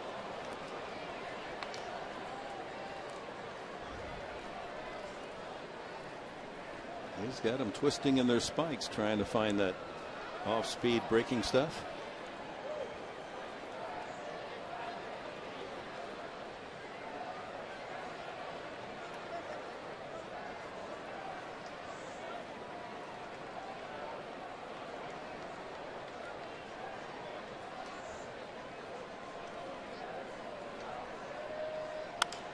That one hit softly into left, and coming in hard to make the catch is Ryan Ludwig. He charged at full speed as soon as that was off the bat of Kotze. Looked as if it might bloop in there, but Ludwig able to run it down for the second out. Steady diet of off-speed stuff again. He came in with the fastball. Ryan Ludwig. That was a catch where it looked like the ball might be going into the lights. Ludwig able to make the play and slid after he caught the ball. Headley up twice, has been punched out twice.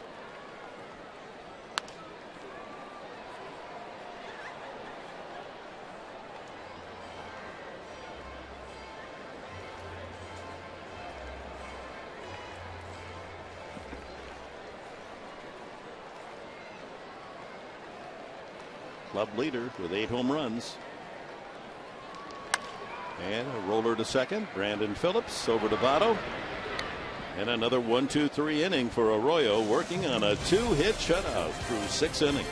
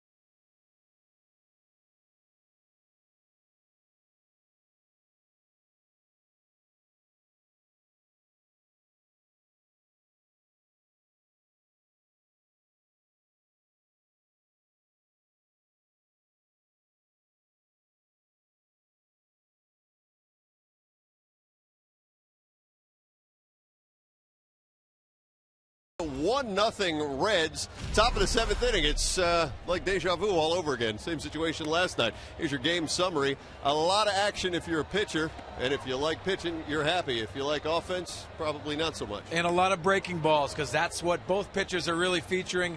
A lot of off-speed stuff, hard stuff from Kip Wells, soft stuff from Bronson Arroyo. One mistake is this is the thing in the game. Yeah, first hitter of the ball game, Zach Kozar, difference maker right there. So that's where we sit. 1-0. When we see you in the post-game show tonight, we're going to break down what we're sure is going to get a lot more offensive in a couple of moments, guys. Also, Tony Gwynn, who has been up in the booth with you, Dick, again, doing a great job for us in the instructional. So kids, coaches, situational hitting. We'll have that in the postgame, and you're going to hear from the manager, Buddy Black. We'll see you then. All right, Mike and Mark, we'll be there. Always good stuff. Great analysis of the game and the highlights as well as the instructional. And we've got the master professor, Tony Gwynn, to give the lecture tonight. Todd Frazier. And then Hannigan and Arroyo scheduled in the top of the 7th inning. Kip Wells, 96 pitches thus far. Scattered 6 hits, but he couldn't scatter the home run by Cozart that opened the game. That's how it all started, and nothing since for either side. 2-0 to Frazier, who's flied to right and singled through the hole left field last time up.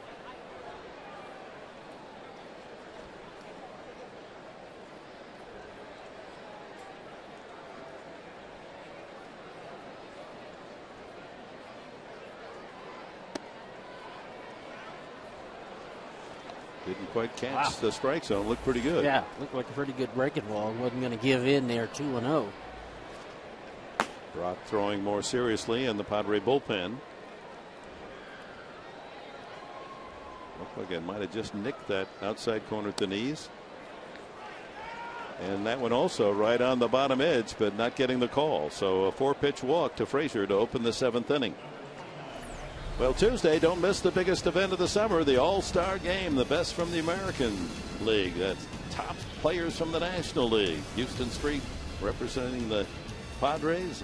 Joey Votto will be a starting first baseman for the National League. And the winner, of course, has home field advantage in the World Series. 7:30 Eastern, 4:30 Pacific for the All-Star Game on Fox Sports. Hannigan. Single and a ground out to third. 5 straight balls thrown now by Kip Wells. Not far out of the strike zone, but plate umpire Brian Knight a little tough on him. The 4 pitches to Frazier. Yeah, not giving him anything. Infield looking for a ground ball.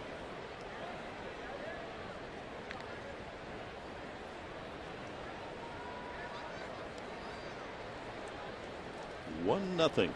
First man in the game. Zach Kozart homers, and that's been it.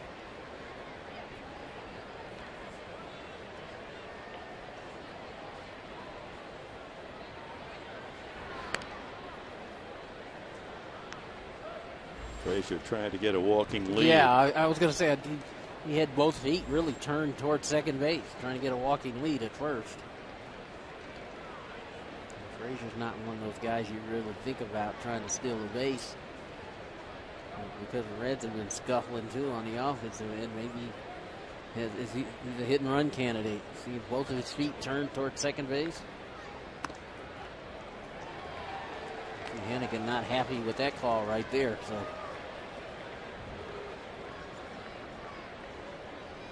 1-1. Frazier has only 1 steal. Dusty Baker's had his men on the run throughout the first 2 games of this series. Lots of run and hits or hit and runs. Wouldn't surprise me again. I mean, even with Arroyo on deck, Hannigan does a pretty good job putting the bat on the ball.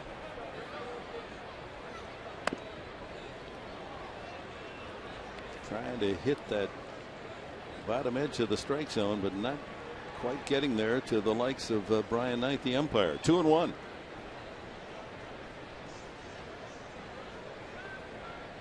(102 pitches now for Kip Wells.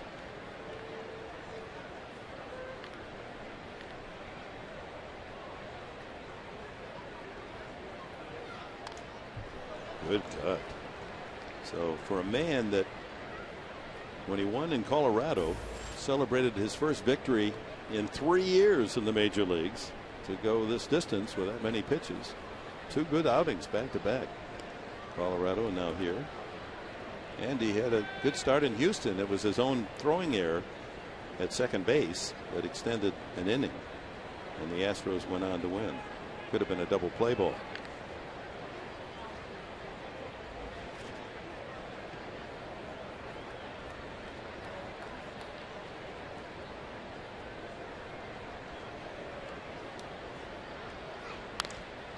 Fly ball to left. It's hit deep. Quentin goes back to the wall, leaps, and no, it's just over his glove and into the glove of that fan with a Texas Ranger hat. It's a home run. Ryan Hannigan makes it 3-0. Second home run of the season for the Reds catcher.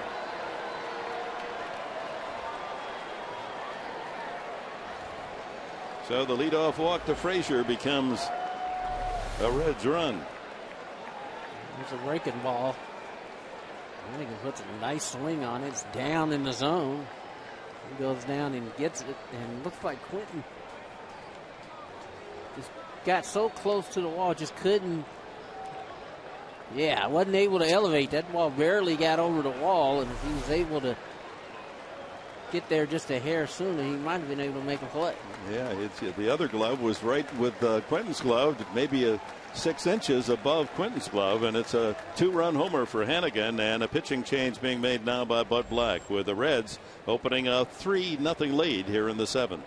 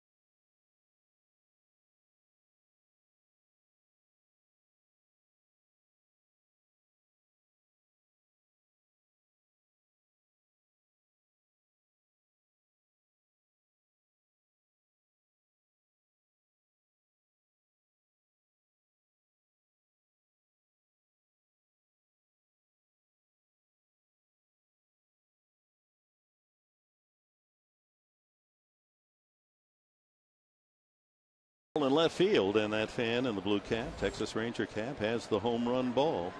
He's going to get the picture of the souvenir, and a 3-0 game. Arroyo then, 2 big added runs for the Reds. He has a base hit and 2 trips tonight. Brad Brock on the mound. 29th appearance for Brock. .218 batting average against. He's done a good job. Swing and a miss. 1-2. Really, after seeing a lot of off-speed stuff tonight.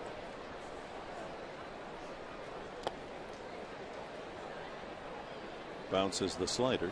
Brad Rock trying to give Arroyo some of his own medicine right there, as you see Kip Wells. Not bad. Solo home run to Cozart to open the game, and Hannigan barely getting one as Arroyo goes down swinging.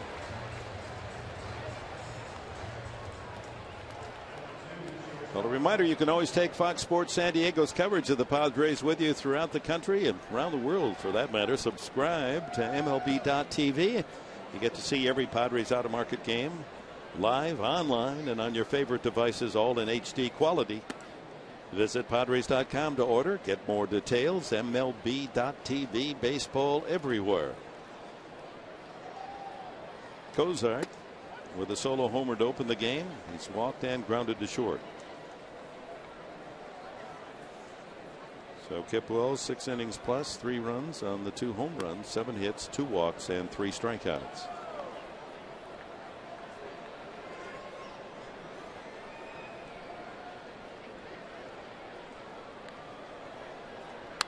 Line just fair into the left field corner. Cozart on his way to second base. Tough carom by Quinton, and he's able to dig it out. Instead of it going all the way into the corner, it hung up in left field, and Cozart holds at second with a 1-out double. Well, he's been on base 3 times. Double walk and a home run. Looks like Zach Cozart likes that ball inside. Tried to come in on him twice, and he's been right on it, or a home run and a double. Home run was pulled right down the line in left field. Drew Stubbs struck out twice and lined into a double play. Line drive at Headley at third.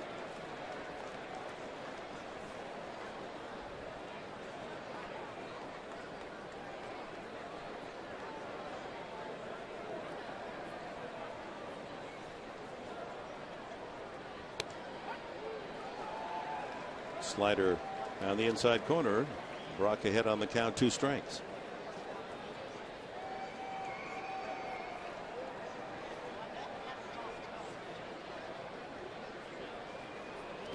And he throws this one all the way to the screen, and over to third goes Cozart. And so the Reds can pick up another run on an out. 1 away. Cozart at third on the wild pitch.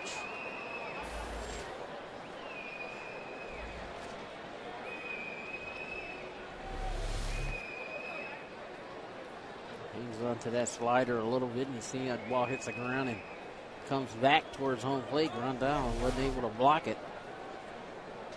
And now we got to bring the infield in, trying to shut off this run at third. And a little soft ground ball off a broken bat, and Cabrera able to cover it and throw him out. Left the bat. He had good direction, but the broken bat, there's just no steam behind it. So 2 away, runner holding at third. And around the majors today, the news and notes, Tyler Colvin has done a good job for the Rockies. Acquired from the Cubs, went 3 for 4, and the Rockies 5-1 win at Washington. Melky Cabrera's had a sensational year as he's moved to San Francisco, 2 for 4 with a single and a home run, and a 6-5 win over the first place Pirates. And former Padre Jake Peavy goes 7 1/3, 7 strikeouts, and the White Sox beat the Blue Jays 4-2. Brock out, and Alex Henshaw, the left-hander, will come in to pitch to Joey Votto. Votto's one of the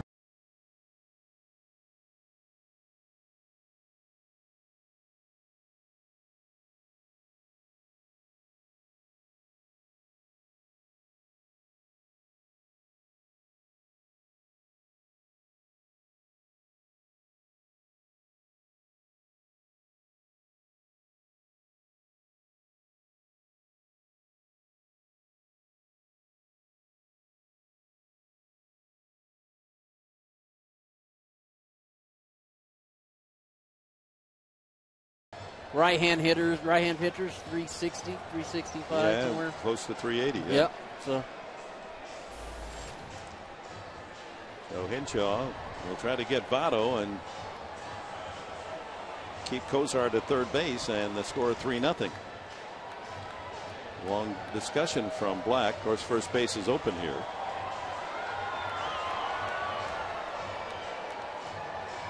Attendance has been announced, 26,016 at Petco Park tonight. And back to my point about the attendance last night, 25,000 on a Thursday night last night, college night.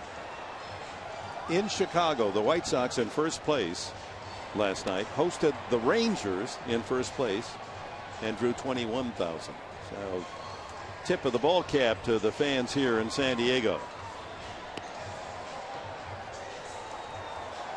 Tomorrow, baseball night in America. It's the Yankees and the Red Sox, the rivalry on the East Coast in the American League East. Baseball night in America is presented by Budweiser. Begins tomorrow at 4 o'clock Pacific time, only on Fox, and then switch from Fox Sports over to Fox Sports San Diego for our Saturday night game. It'll be a Padres towel night, first 25,000 of you here. And then you'll see Clayton Richard against Homer Bailey, 6 o'clock for Padres Live. Clayton Richard's been on a run of 5 terrific outings, 4 wins, and the only defeat, a 1-0 loss. Raising his record to 6-8. Good ERA. Homer Bailey at 6-6 for Cincinnati. The Reds have 4 young starters. Latos and Leake are only 24. Bailey's 26. Cueto, we'll see him on Sunday, 26. And then the old man, the graybeard, is Bronson Arroyo. But you learned something from him the way he's pitched tonight. Henshaw has been up and down to the Padres minor league system, but has 18 appearances. And Votto looks at a strike at the knees.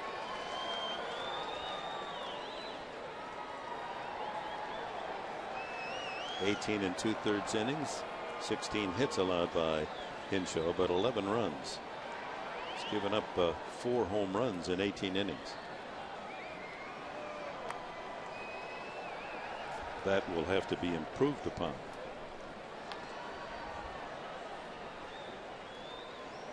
Those career numbers: 308 against lefties, 320 against right-handers. If that says it, just throw it up there. I think I can hit it. That's exactly what that says. In the dirt again, 2-1. It's good left-handed hitters. Just doesn't seem like they bite on that breaking ball that a lot of left-hand hitters would bite on.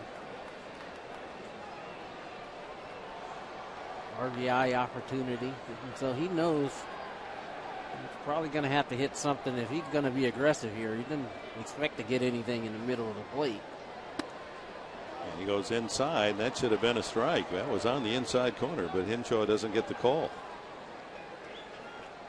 3-1.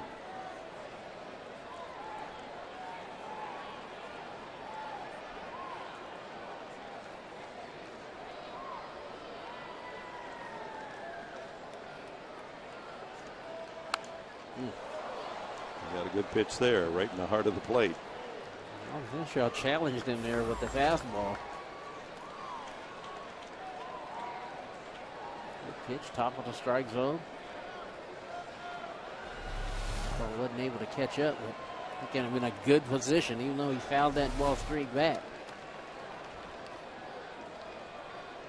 Full count, 2 outs, and ball 4. Walks for the second time tonight. Well, just like we promised earlier in the game, Miller time brought to you by Miller Lite and Grandal time behind the plate.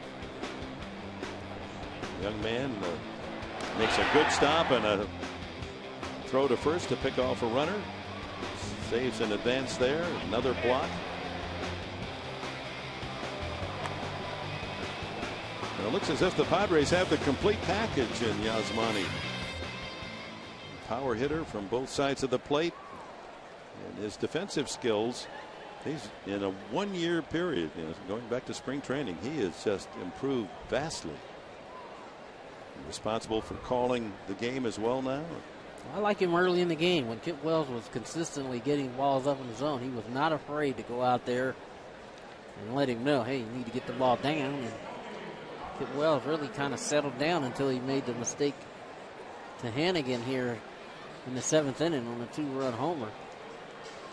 Miles Michaelis in from the bullpen with runners at first and third, 2 out. 2 runs in on the 2-run homer by Hannigan here in the 7th to boost Cincinnati's lead to 3-0.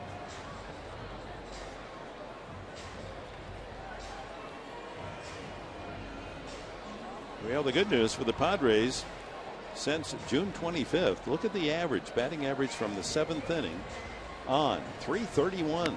prior to that time, 226. So more than 100-point boost in the batting average in the winning ways of the Padres of late.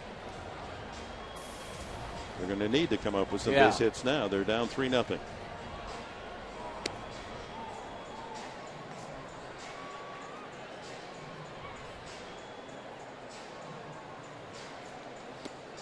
Michaelis just called up on the first game of this series on Wednesday. So this is his first appearance since being sent back to Tucson. Hard throwing right-hander.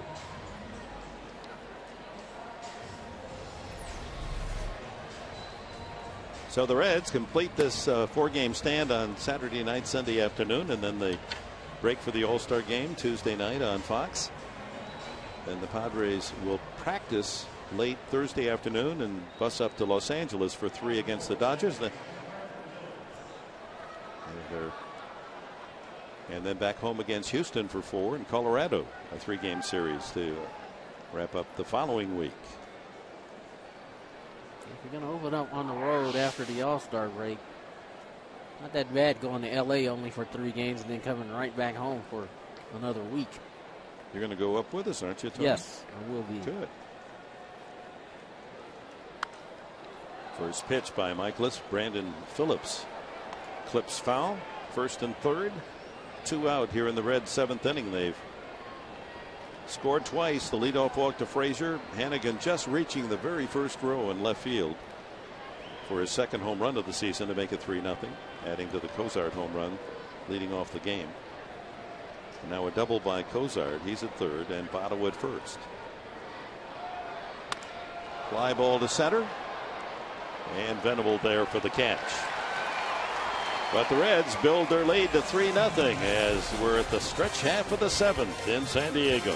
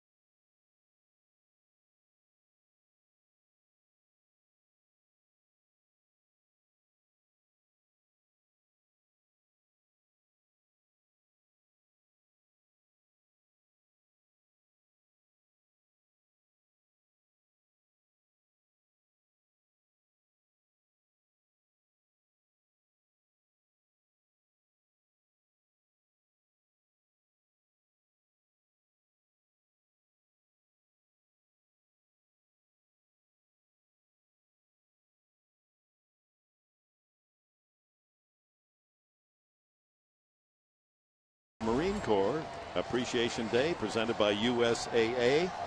Final game before the All-Star break. The Reds completing this 4-game series. And following the game, you youngsters 14 and younger invited down on the field to run the bases here at Petco Park. So get your tickets at Padres.com or call 619-795-5555. 1 o'clock game, 12 noon for Padres Live. Padres undecided as yet who will be on the mound. It'll be Johnny Cueto, 9-5 for the Reds. Bronson Arroyo, another quality start. Only 2 base hits, and this is a high drive to right, and Bruce is there to make the catch as Carlos Quentin denied a warning track fly ball out. Well, he's now 0 for the last 17. Yasmani Grandal. So with Arroyo, another quality start, going 6 innings, allowing 3 runs or less. That's 9 consecutive quality starts by the Reds. That's the longest streak since August 2005, 7 years ago. So they're getting good work from the starters, even though many times they leave without a decision, as was the case with Latos last night. Yeah. Think about Arroyo. If you compared stuff of all 5 starters for the Reds, Arroyo's going to have the least imposing stuff. He's not going to blow you away with the fastball. But as we've seen tonight, he's got good breaking ball command. He's been able to throw his changeup for a strike, his breaking ball for a strike. That ball pulled foul by Grandal. It's 2-1. Fan bites the dust.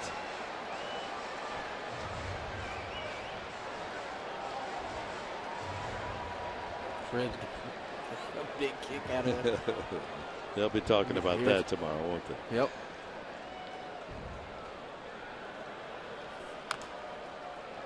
And it's 2-2 on Grandal, who singled, one of the only 2 hits off Arroyo. He's only allowed 3 base runners. Grandal single in the 2nd, a walk in the 5th for Alonso, and a single by Venable. That's been it. That's all Arroyo's doing. You saw him throw that tail end changeup away from him. Taking your aggressiveness and using it against you. Here he comes back with another changeup.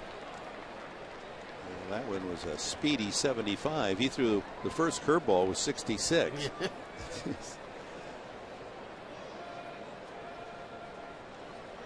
Again, now they're down 3 runs now, and the tendency is to want to be aggressive. Struck him out, and he came back and challenged him with a fastball, 87. So Grandal strikes out twice tonight. And there's 2 quick outs here in the 7th. Look at the location, right at Hannigan's glove on the outside part of the plate. Now here's a man that's certainly living up to his title, pitcher. He has pitched a beauty. Yonder Alonso. Broken bat, sawed him off. Phillips over to Votto. Another 1-2-3 inning for Arroyo. 5 times he's retired the side in order.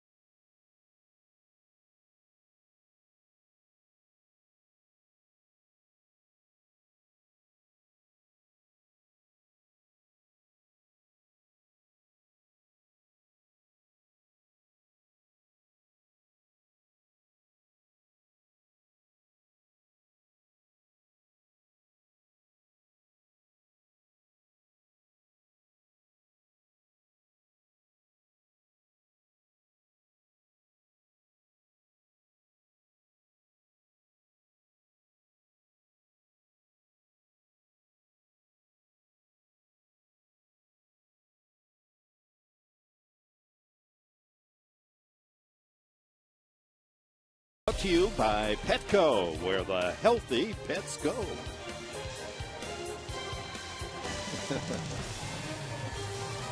Holiday look. Up on the message board here at Petco Park.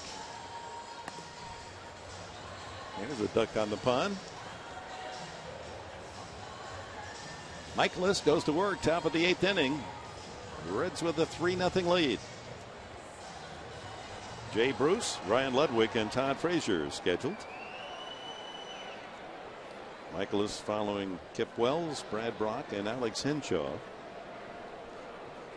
Got the final out in the 7th.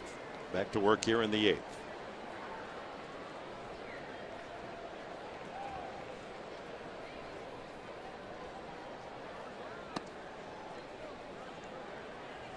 .93 on that tailing fastball. Bruce is grounded out, flied out, and lined up. Both of his outs to the outer pastures have been to left field. Yeah, again, in the infield they play a shift. Marista's out in short right field. And the outfield, as you pointed out earlier, playing him to hit to left. Yep. That's that scouting report. See that big folder down there in the Padre dugout? That's what they go by. So far, it's been exactly right. Breaking ball in there. Who was the first to really utilize the scouting and doing the charts? Was it Dick Williams? Well, Dick had his own. Dick had his own scouting report, and you know, he was big on the matchups later on in games. But I mean, in terms of the detailed recording of how every ball is hit by every hitter in a certain pitch and how you're going to pitch them. I think for me, that was after I was done, where they did that. Ground ball through that open spot at third with Headley playing way over near second. And on his way to second is Jay Bruce with a double. Whether or not he was trying to do that, he just punched a little ground ball. You give him all that territory over there, and it's a two-bagger for Bruce to lead off the 8th. I'm going to give him credit. Say, hey, he just, see this ball, he backs it up. And that's, in normal circumstances, this is a ground ball to third on a breaking ball. But because of the shift, there's nobody there. Quentin does a nice job backhanding that ball and getting it back in, but basically an easy double for Jay Bruce. On his way to Kansas City and the All-Star game Tuesday. Ludwig, infield hit, struck out, and a little pop up to second on a broken bat the last time.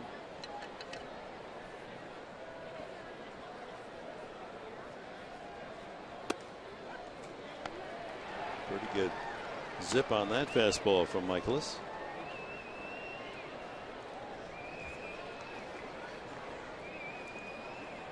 My girl, man.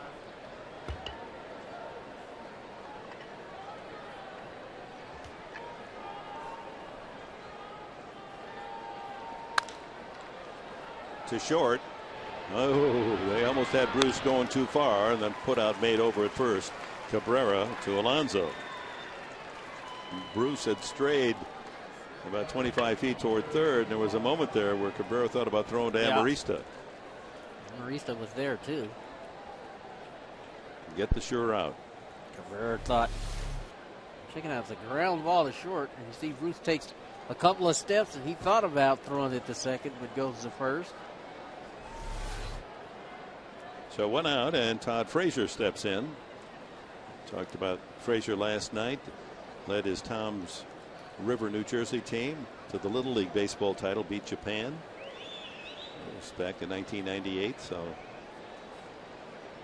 he's had quite a baseball career going all the way back to his 9, 10, 11, 12 years. Yeah, that Little League World Series, that's a lot of fun to be at. I got a chance to cover that for a couple of years, and boy, it is an electric place. Those kids, they get treated like these guys do, and they have a blast. Williamsport, Pennsylvania. They've added to the facility. Ludwig with the count 1-1. Did you cover the College World Series for the network? I did. I think the first year it was on TV, I was just part of a post-game show. And that's fun. That's a fun place, too. I'd like to call that one time Omaha, and they've got a beautiful new stadium built there. Ludwig takes a strike on the inside corner. He's not certain of that, or rather Frazier does. Does it with a smile. Yep, he's laughing about it. Thinking, hey man, there's no way that ball's a strike. Yeah, looked like Michaelis got a call. Yep. Strike says no. High fly to left field. That's deep. Quentin going back again to the wall. Leaps, and it's in the first row again. 2 first-row homers. A 2-run shot by Hannigan, and now a 2-run homer, Todd Frazier, his 9th of the season, and the Reds now lead 5-0 on 3 home runs. Boy, they've got Petco Park measured just right, don't they? The Hannigan home run and now the Frazier home run. Just barely clearing the wall and hitting the first row of the left field bleachers. Just out of the reach of Quentin. Well, Quentin at least this time gave himself a chance to try to get his glove up there. But gets him to the first row.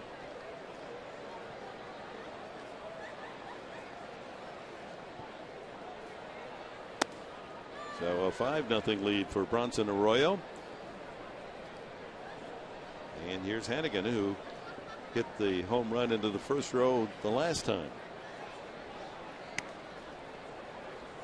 That looked like a pretty good pitch.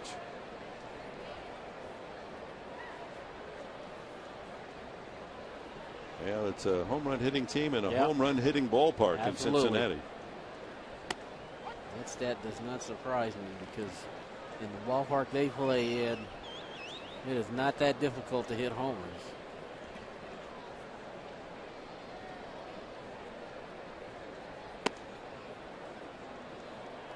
Two and one on Hannigan.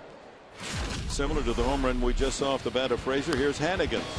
Look how close Quentin came to catching this. This time Quentin just on that ball, he just got too close to the wall. And the wall kind of bumped him and off the chance. Didn't give him a chance to leap up and at least try to make an attempt. You know, on the last one, he gave himself a little bit of room to try to make an attempt just in the first row. Foul tip into the glove of Grandal.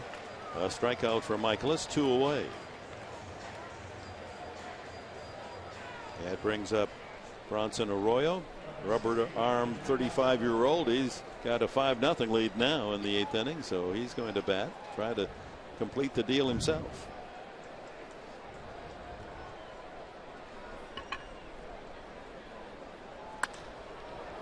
He slaps that one foul down by the Reds bullpen. Arroyo, a single in 3 at-bats. Dropped a little fly ball into right center for a base hit in the 5th inning. He's made contact. Not that time. Way out in front of the curveball. Now there, you see that number 5 on that jersey, and no doubt about memories of one of the greats. Fouled out of play.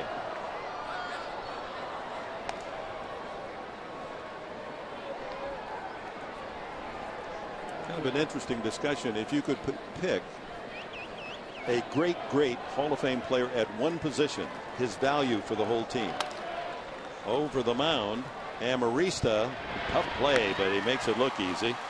And the inning's over. I'm going to ask you about that. One player, super player, and let's build a team around it. What position would you pick?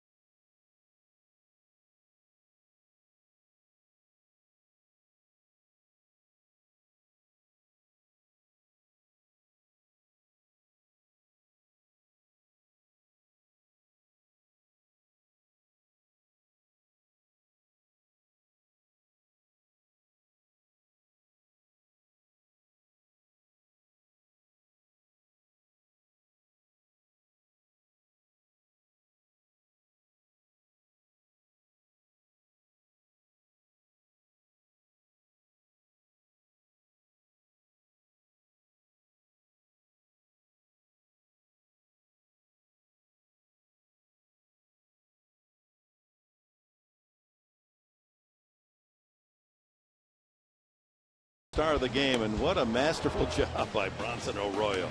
Just tying up the Padres with speeds and spins all night long.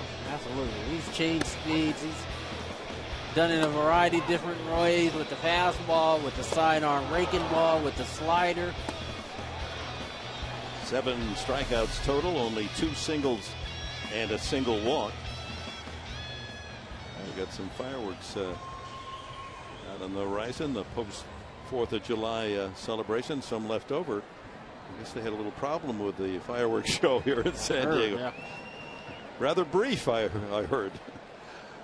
They had a mechanical or electrical or a computer problem, and instead of a 20-30 minute show, it was 15 seconds worth. They all went off at once. Everyone said, wow, what an opening. Usually that's the climax, but that was it. We're going to have, they say, the best fireworks ever later this summer at Petco after one of the games. Those fireworks could be SeaWorld, although it seemed much closer. Venable sends a pop-up on the infield that Cozart, the shortstop, wants. Venable with one of the 2 singles off Arroyo tonight. And that's what Arroyo's done all night long. He's been able to change speeds there, 2-0. Got Will looking for a fastball, threw him a 2-0 changeup, popped him up. Pitch count going into the 8th inning. That's pretty good. It is. It looks as if he's aiming at a complete game. Everett Cabrera is grounded out and struck out. Logan Forsythe is on deck and will pinch hit for Michaelis.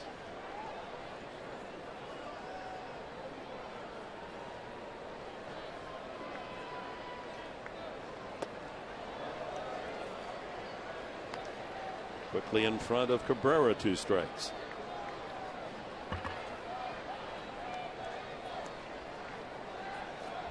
So the Padres' 6-game winning streak in jeopardy here, and due to the pitching of Bronson Arroyo and the home run ball by the Reds.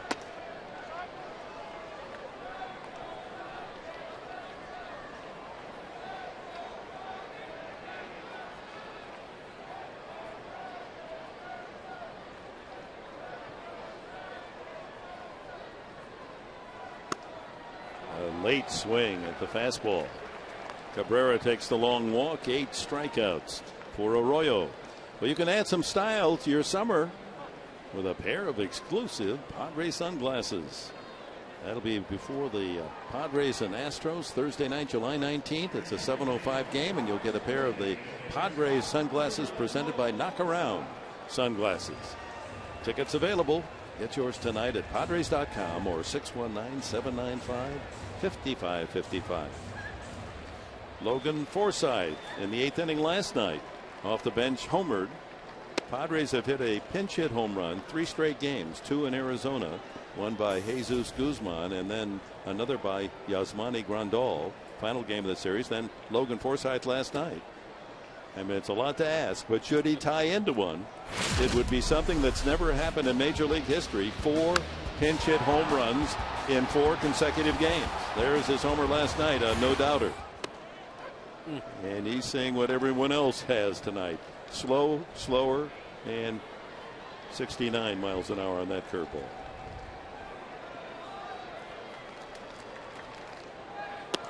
Outside, 2 balls and 2 strikes.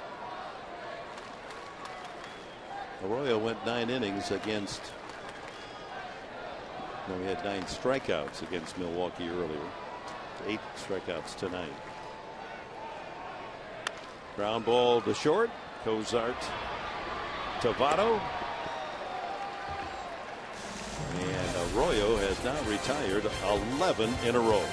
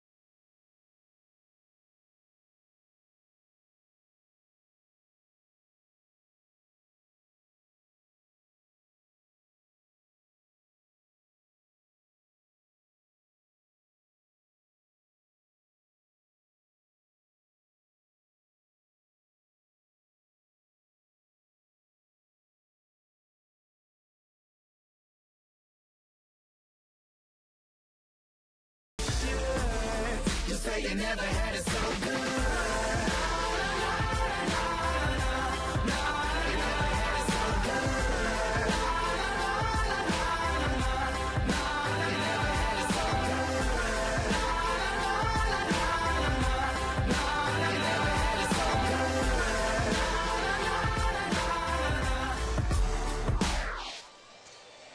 Well, they say that every day may not be good, but there's good in every day.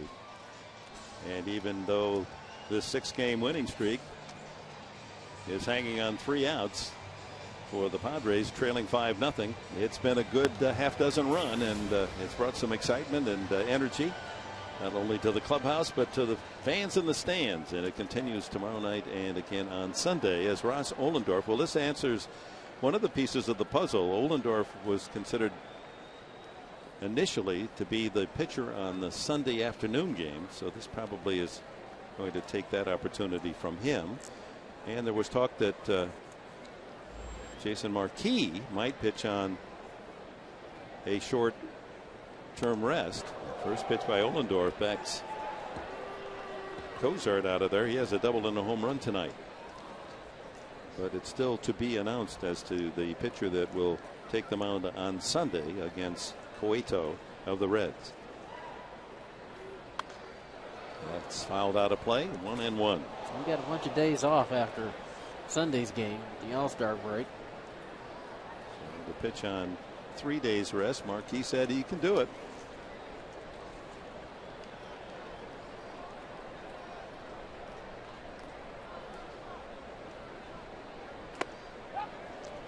That's a strike, or they could call up somebody from Tucson or San Antonio to pitch a game.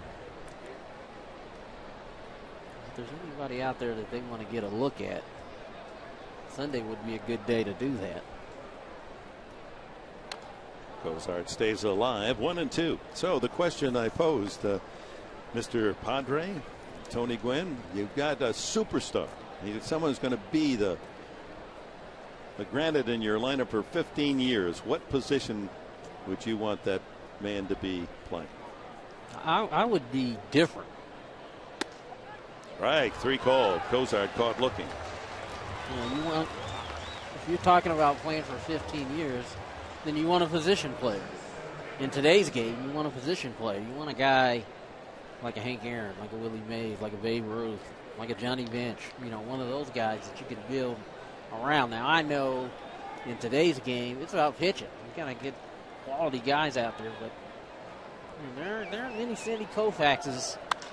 That ball is drilled by Stubbs into the alley in right center, and that's all the way to the wall. Stubbs, great speed, but he's going to put on the brakes at second base and settle for a double. That's his first hit, and the first off Ohlendorf. Went out double and brings up Joey Votto, and that breaks him out of a slump, and he can take a big deep sigh. He was 0 for the last 32. It's really easy for him to smile after getting a knock. Yeah, and you see his teammates on the bench too. They knew he was 0 for his last 31, so surprised somebody didn't ask for the baseball. Yeah, that's what they usually do when you go through an 0 for streak like that. Yeah. So some extra base power as the Reds have flexed their muscles tonight. 3 home runs. Let's see, there's 1, 2, 3 doubles amongst their 11 hits. Votto a couple of walks with his single.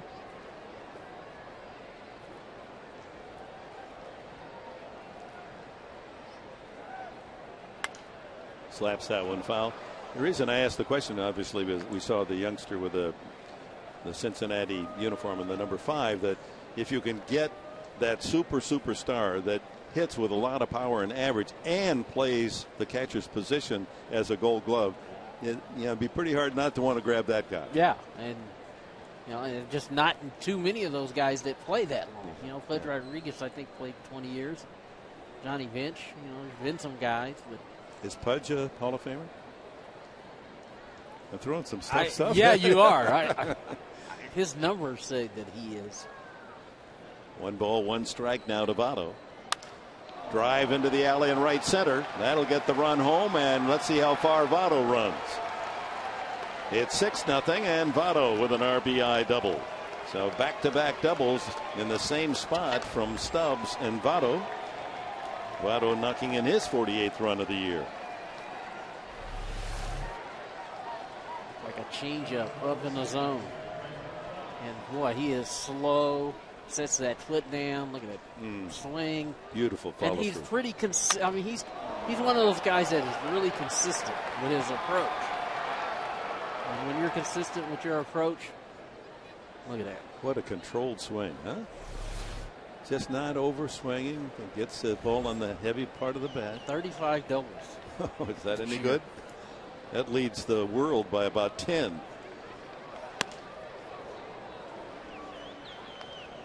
$35 before the All-Star break. Oh my.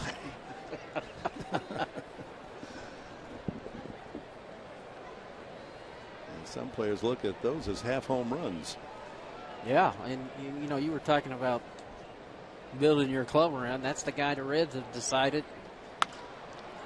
And this one doesn't quite find the right center field alley. It finds the glove of Kotsay in right for the second out.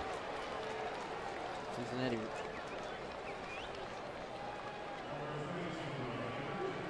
Monday on Fox Sports,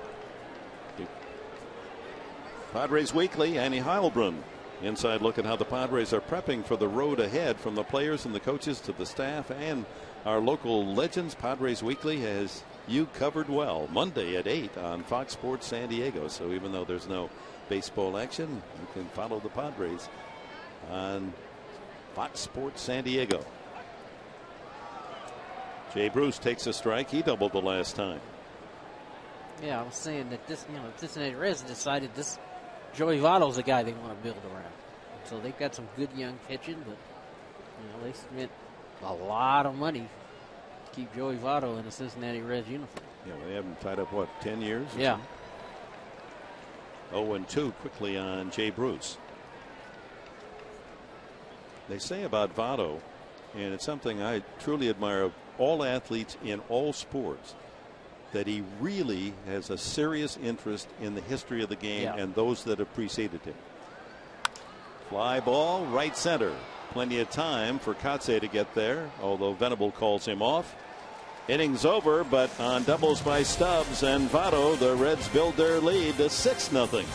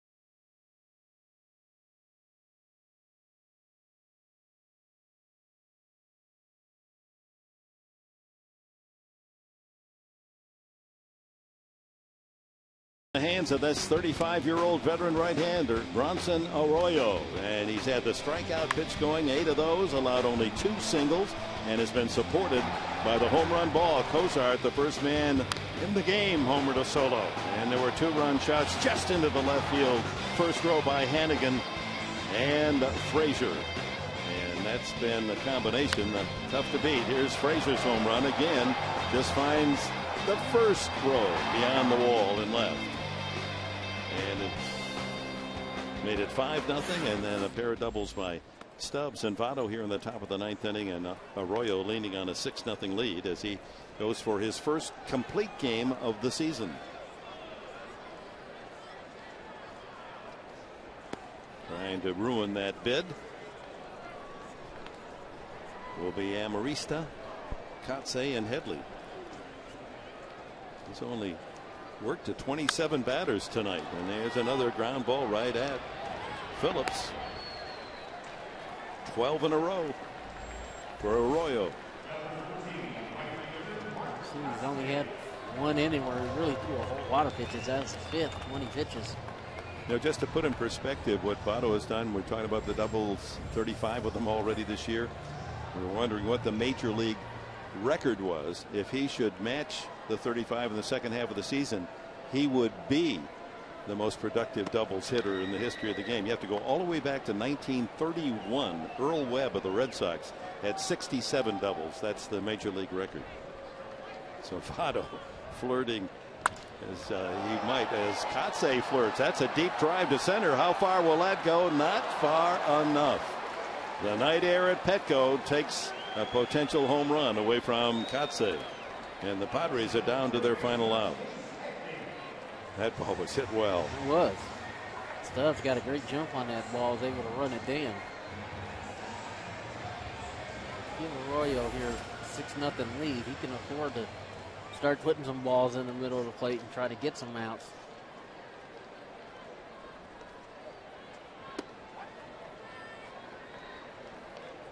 Arroyo, in his career, and since he's been in Cincinnati, he's had at least one complete game every season, and a total of 12 in his long career that began with the Pittsburgh Pirates back in the year 2000.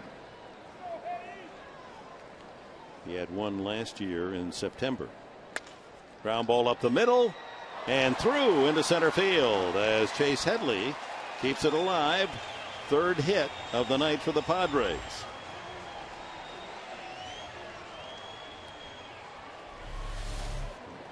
Shortstop Kozar was shaded over toward the bag. Almost got there. Kozar ranged a long way for that ball. I don't know if he would have been able to throw him out if he'd have come up with it. So Headley's hitting streak continues, 11 games in a row. Amarista's apparently will end as he went 0 for 4 tonight. Here's Carlos Quentin. 2 fly balls and a strikeout. And a high fly ball, center field. Stubbs looks up into the night, puts the ball in the glove, and the game is over. And the Reds, behind Bronson Arroyo's 3-hit pitching, have shut out the Padres 6-0, and the 6-game win streak comes to an end for San Diego tonight. Mike Pomerantz, what's coming up? Oh, all good things must come to an end, apparently. Can't win them all, but a heck of a run it was. We're going to go back over this fantastic stretch for the Padres and get you reloaded for tomorrow. Also, talk about what the Reds have done, but what you don't want to miss is a great hitting instructional with the legend Tony Gwynn and our Mark Sweeney. We'll see you at the postgame show.